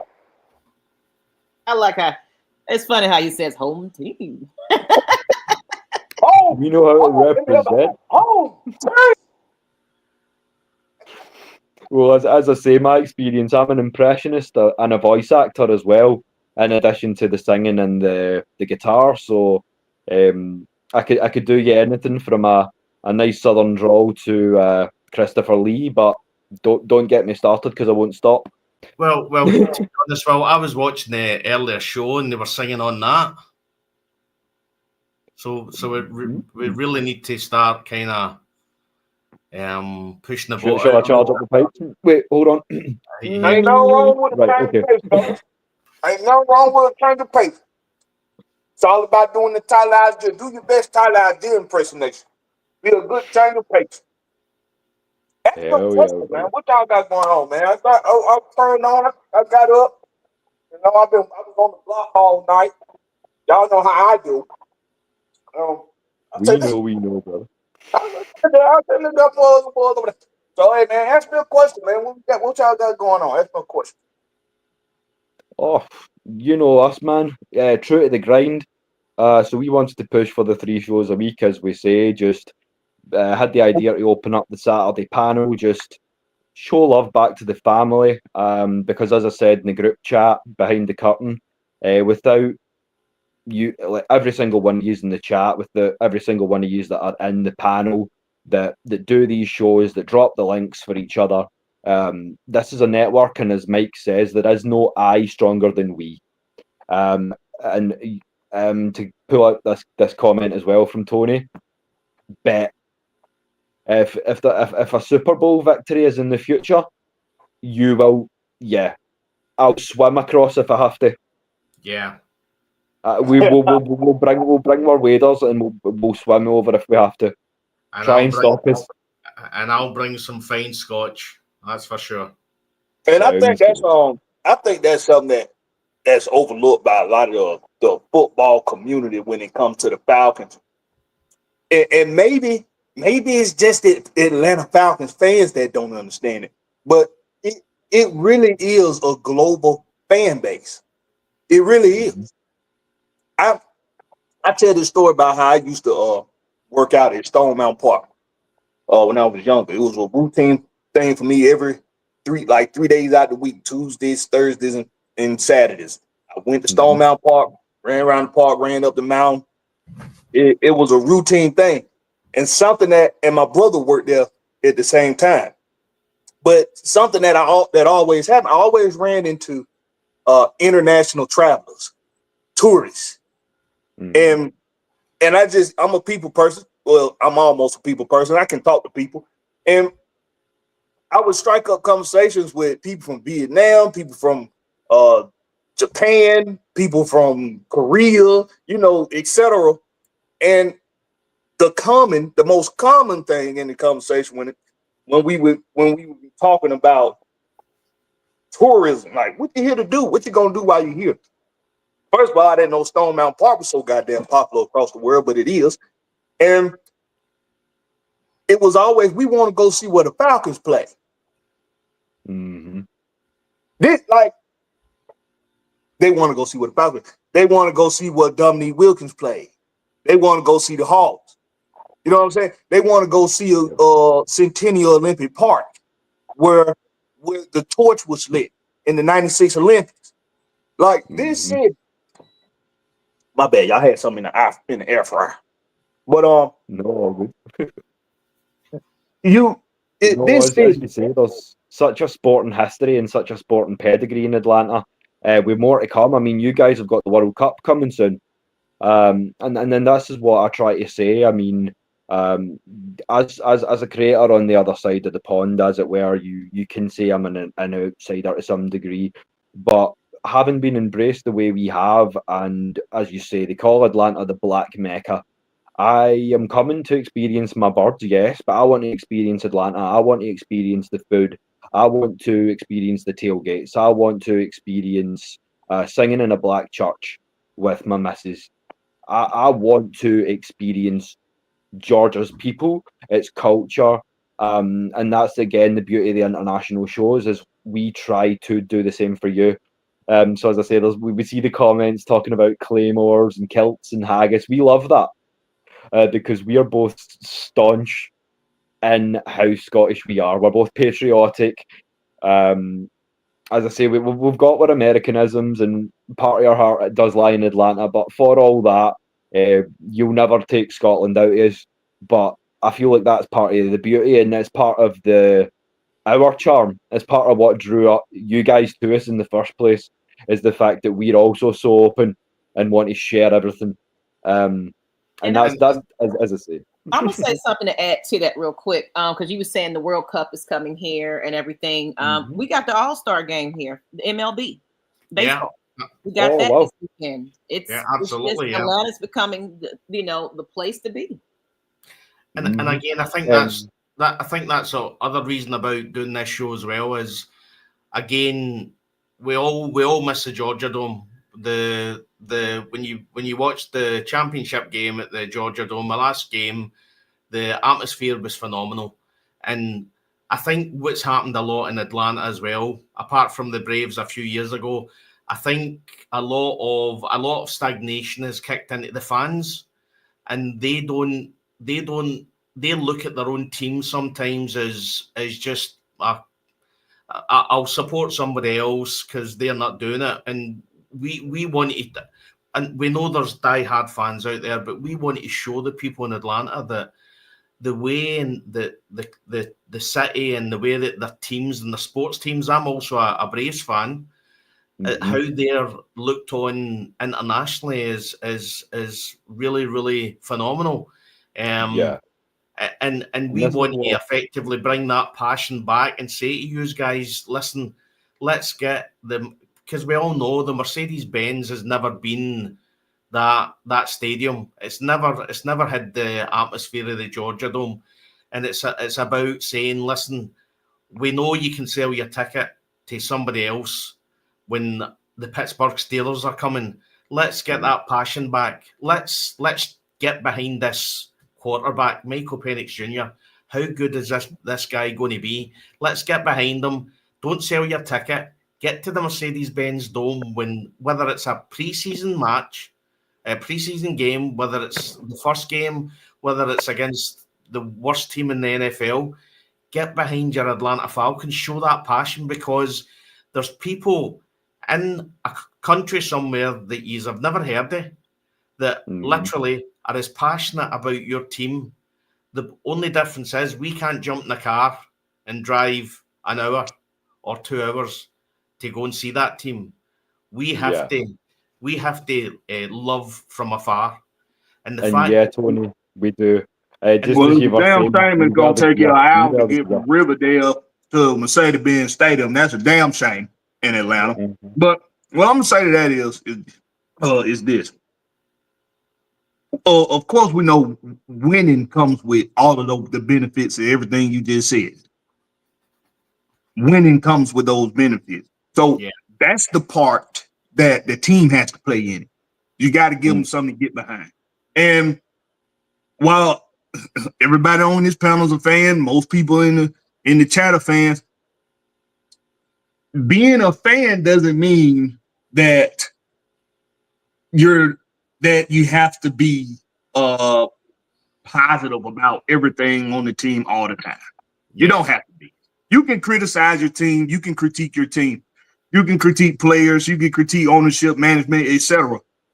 But the reality of this, as far as Atlanta goes, it's a mixed pot in Atlanta. It's so many different people from all over the world here in Atlanta. Yeah. And that comes with, there's going to be a lot of different fan bases in Atlanta too. And unfortunately, while they do make tickets affordable to almost everybody, depending on how you want to view the game, people with most of that access are going to be people that have come here and have moved here that are in a certain tax bracket. And most of those people, a lot of those people, are fans of different teams. But something about Atlanta with the nostalgia of Atlanta is just like this is why Hawks games always sell out. Like, it doesn't matter how good they're playing or how bad they're playing. Hawks games sell out because it's something to do during the week. Yeah. And that's on what Sunday, I'm saying, as you say, football games are played on Sundays, sometimes on Mondays, sometimes on Thursdays, once on a Saturday. So you're not playing, you don't have a weekly access to an event, a sporting event in football. What's going off now? My bad, dog. I got ovens going off and all kind of shit. But it's all good, Blackberry. We know how you do, brother. You have shit, made me lose my damn train of thought. So you got weekly access to a sporting event with basketball. So the Hawks games is something to do. You got all kind of people there. And when it comes to Sunday, you're gonna have there's so many different people here. Like we know when Minnesota comes to town, it's gonna be a lot of Vikings fans. When Pittsburgh comes to town, gonna be a lot of Steelers fans, etc.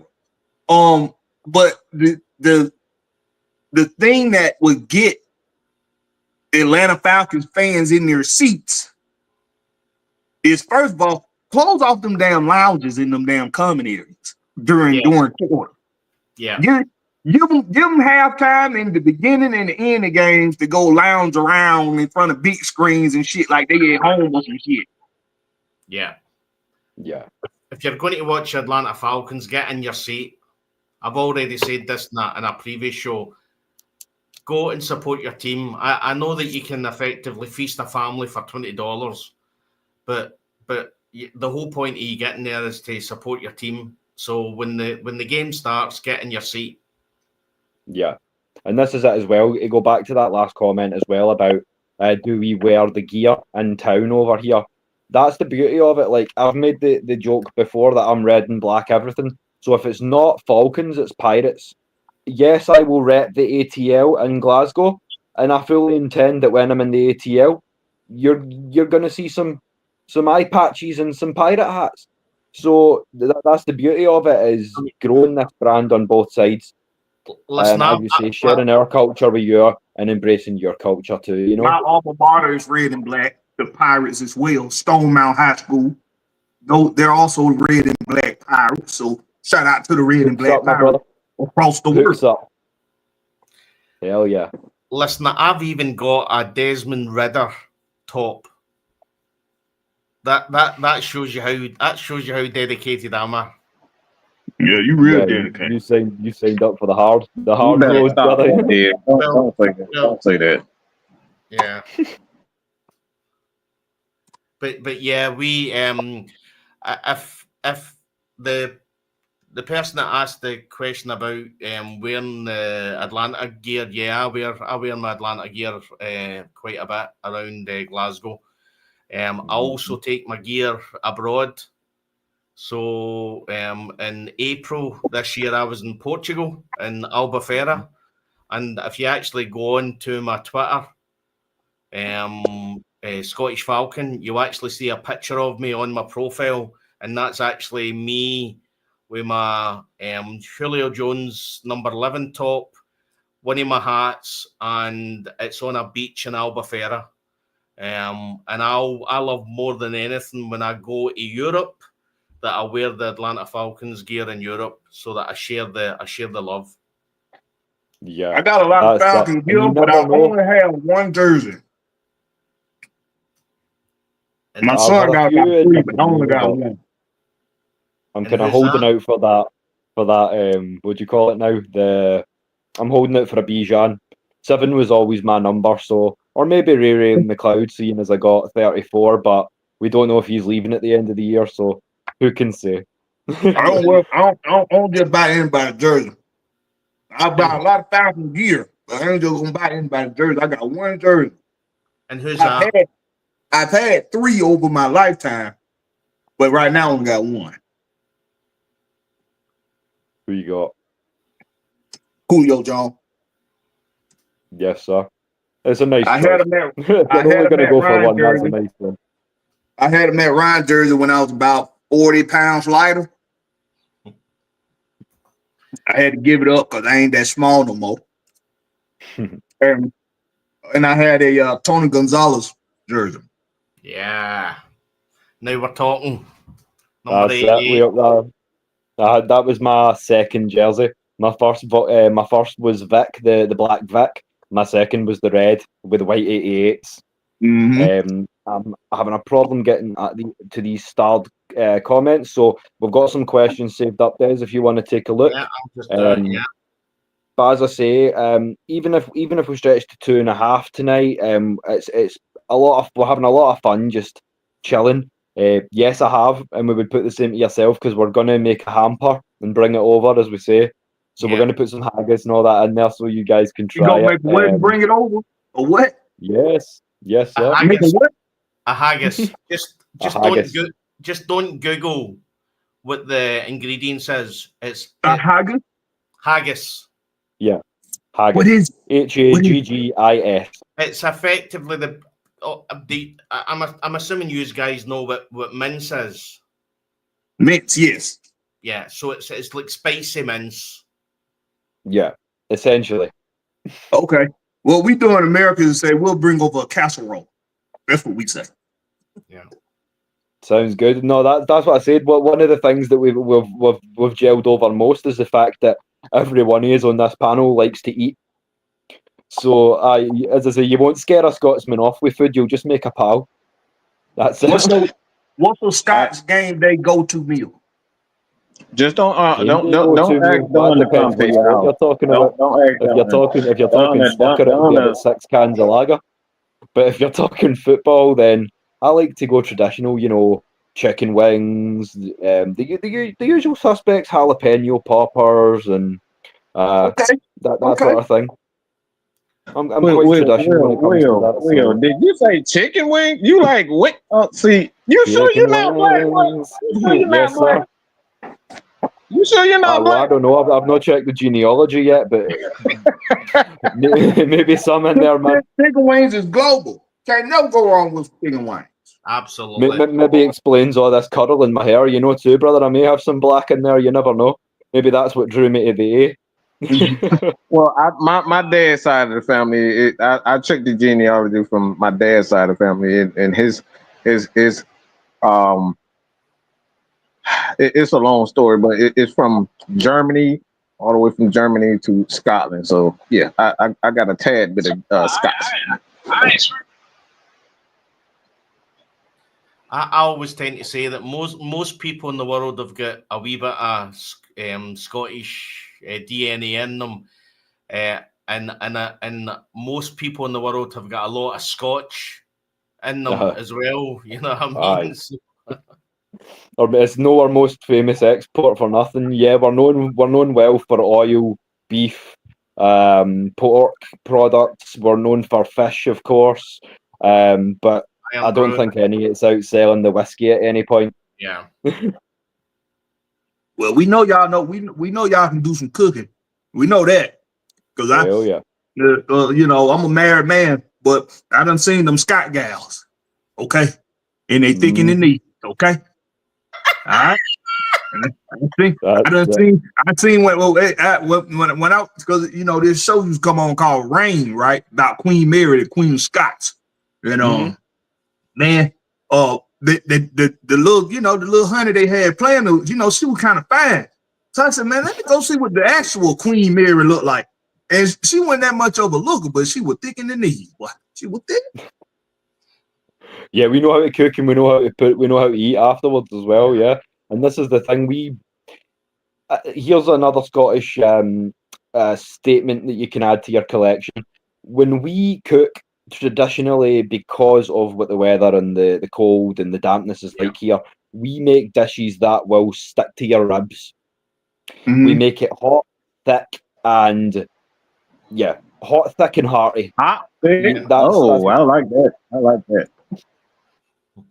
So yeah, that's why with stews or stew, as you call it in the States, Scotch broth, casseroles, Scotch broth. Yep. As I say, stick to your ribs. Get you out there on a cold day.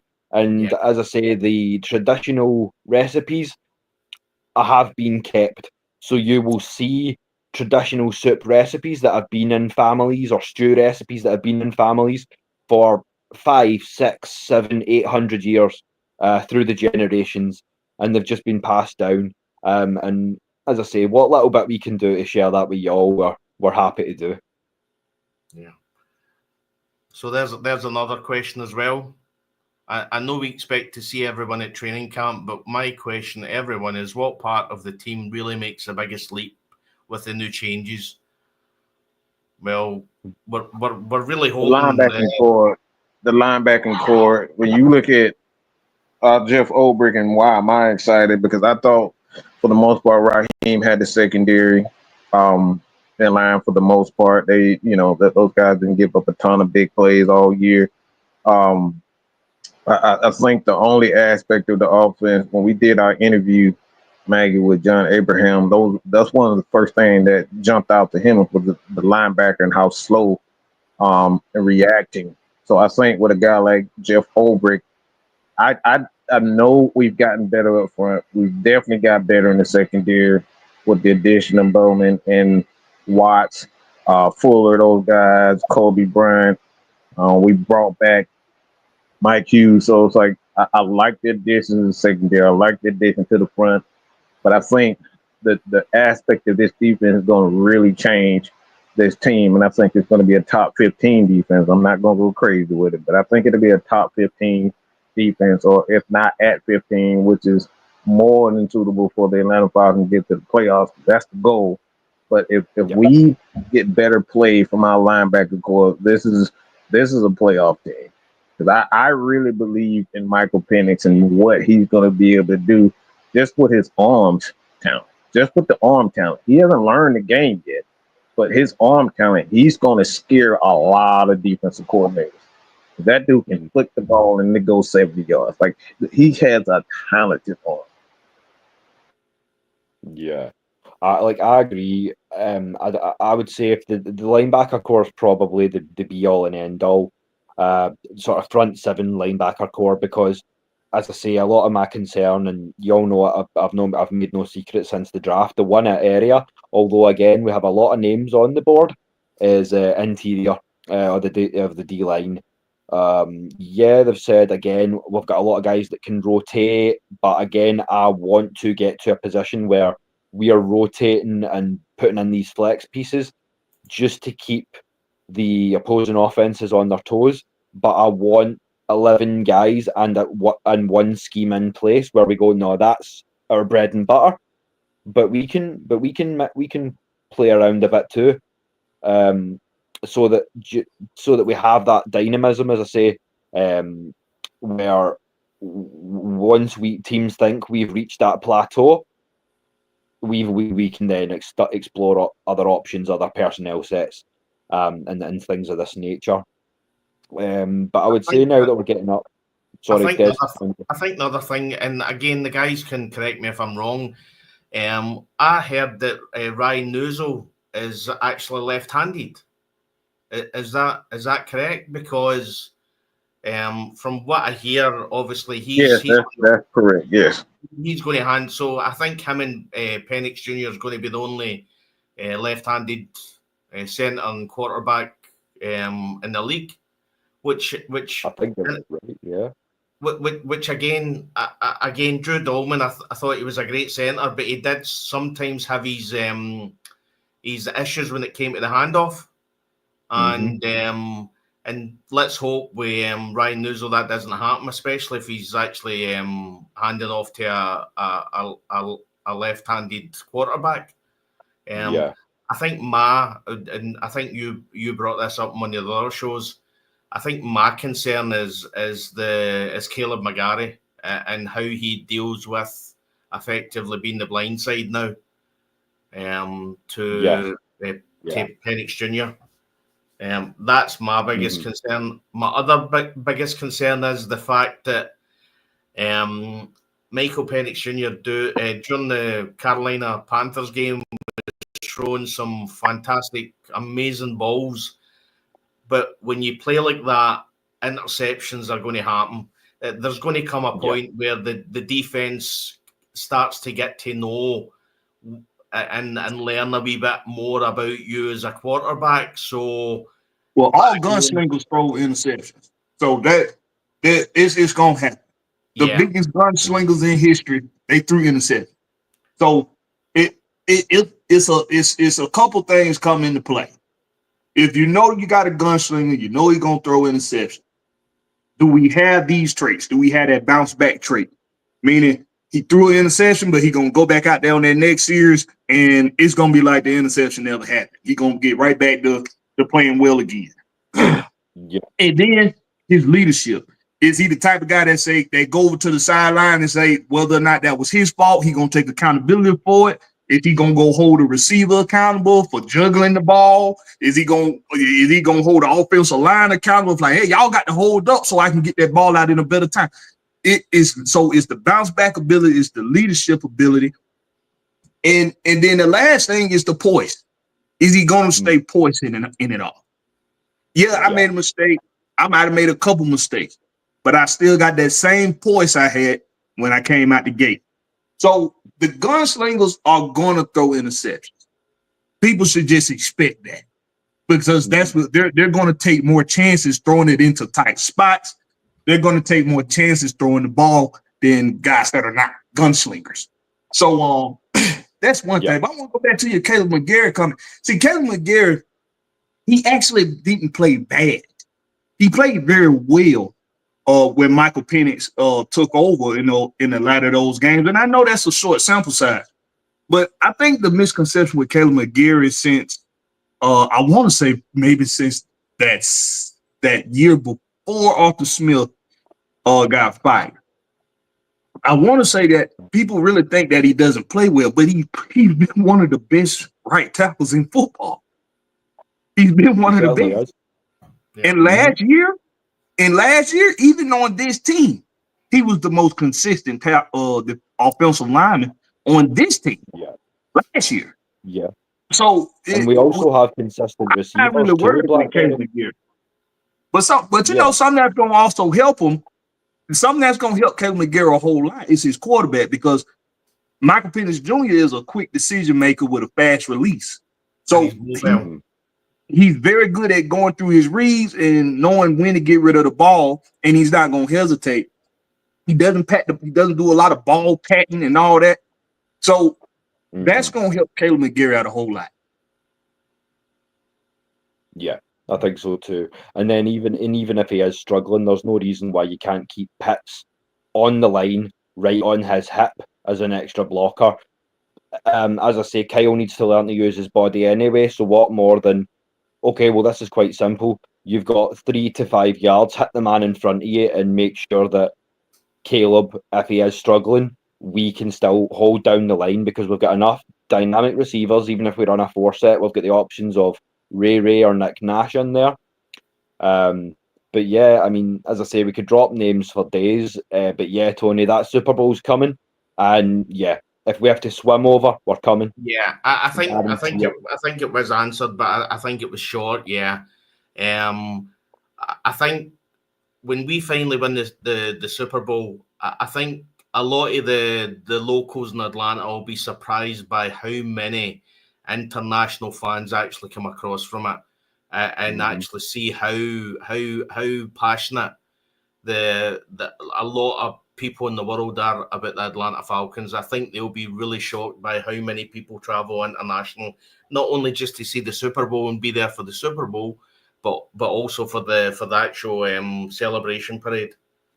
Yeah, and shout out to Auntie Pam as well if she's listening, because you want to talk about a trooper and a diehard who's not afraid to travel for our birds.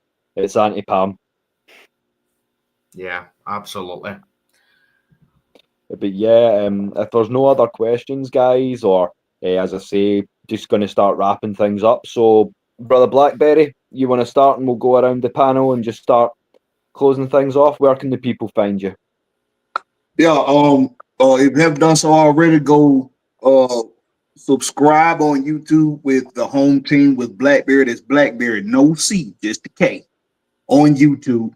And I'm doing a giveaway right now. For everybody that goes and signs up and subscribes on my Instagram on Blackberry Larex, It's Blackberry, no C, just a K.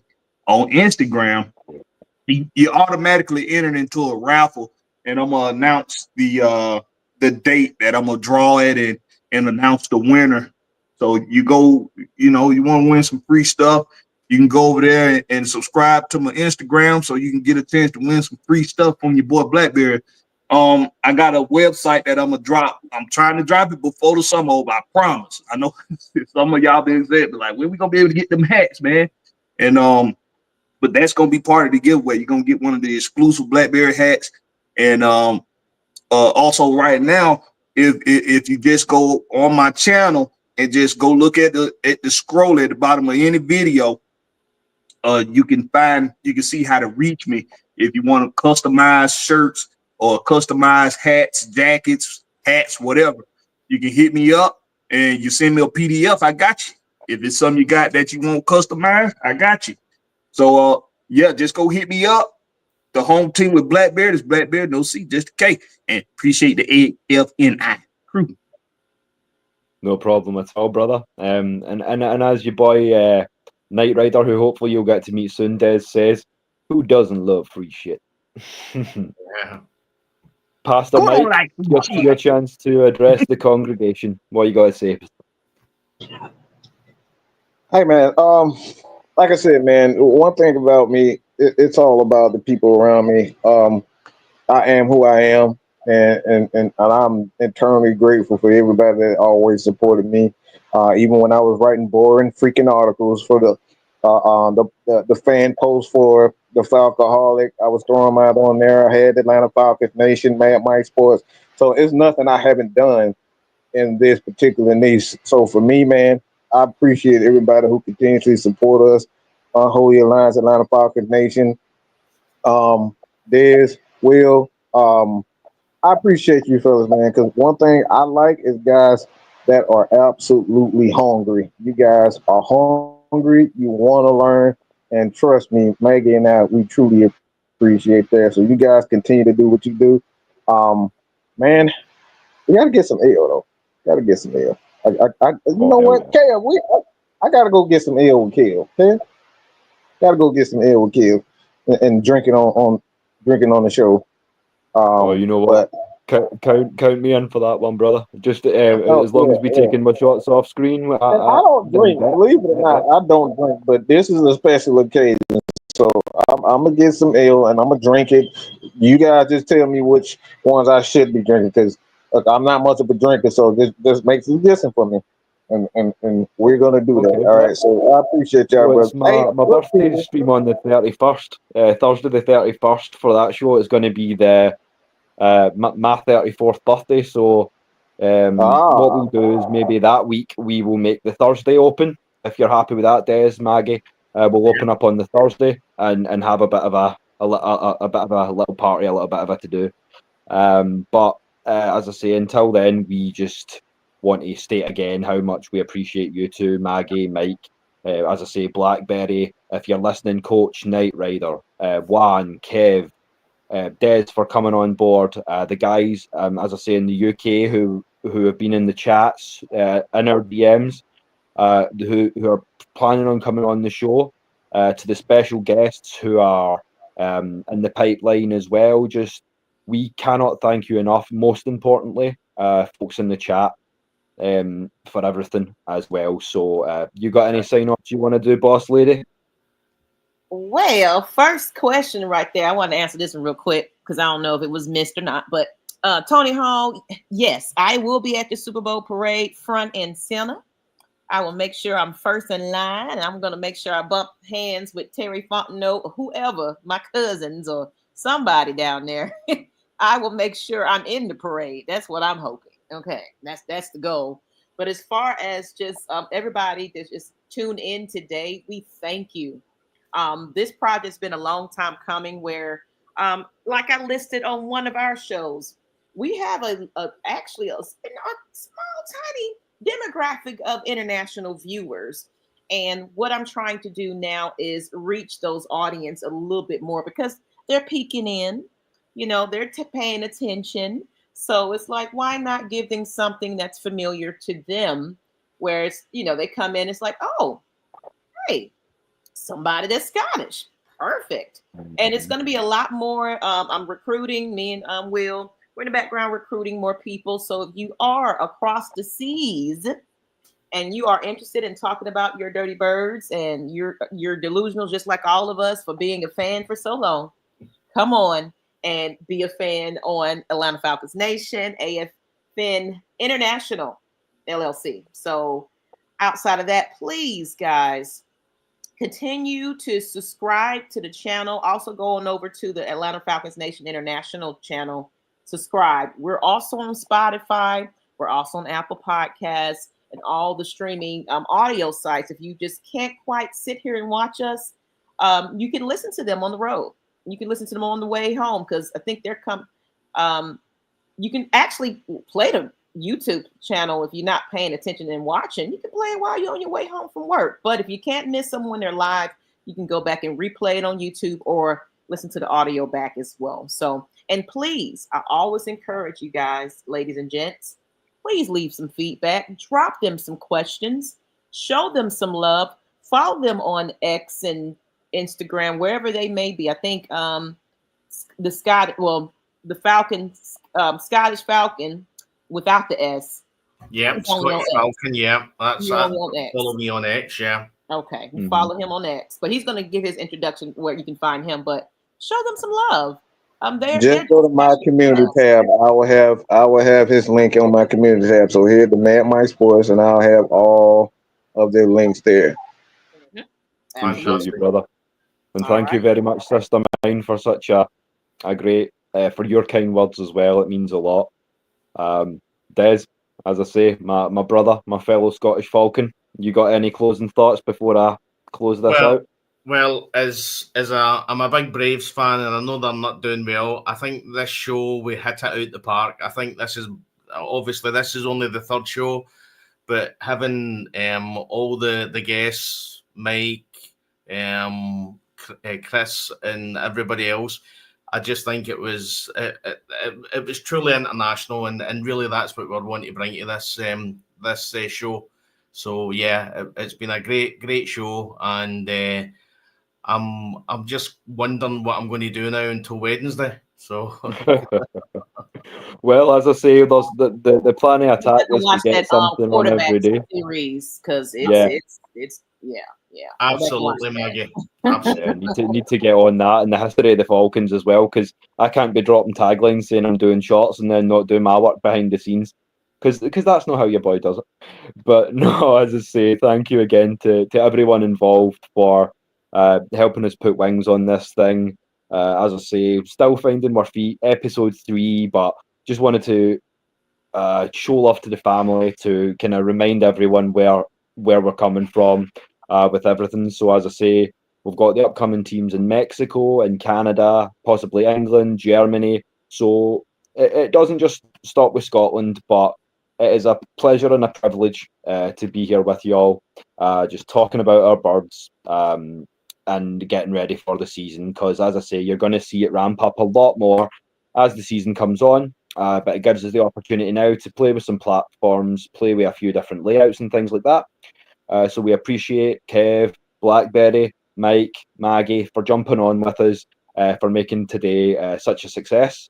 So if you enjoy this with all the teams going at once, as I say, logistically it's a little bit more keeping us on our toes, but we love to kind of keep things fresh for you. So if you want to see more of this style of content, drop some red and black in the chat. You can get at me at Will the Thrill Waddle, as you know. But until then, ladies, gentlemen, anon. Thank you for tuning in to the Scottish Falcons. Pain is international, but then so is passion. Good night, ladies and gentlemen. Peace out here. Peace. Bye.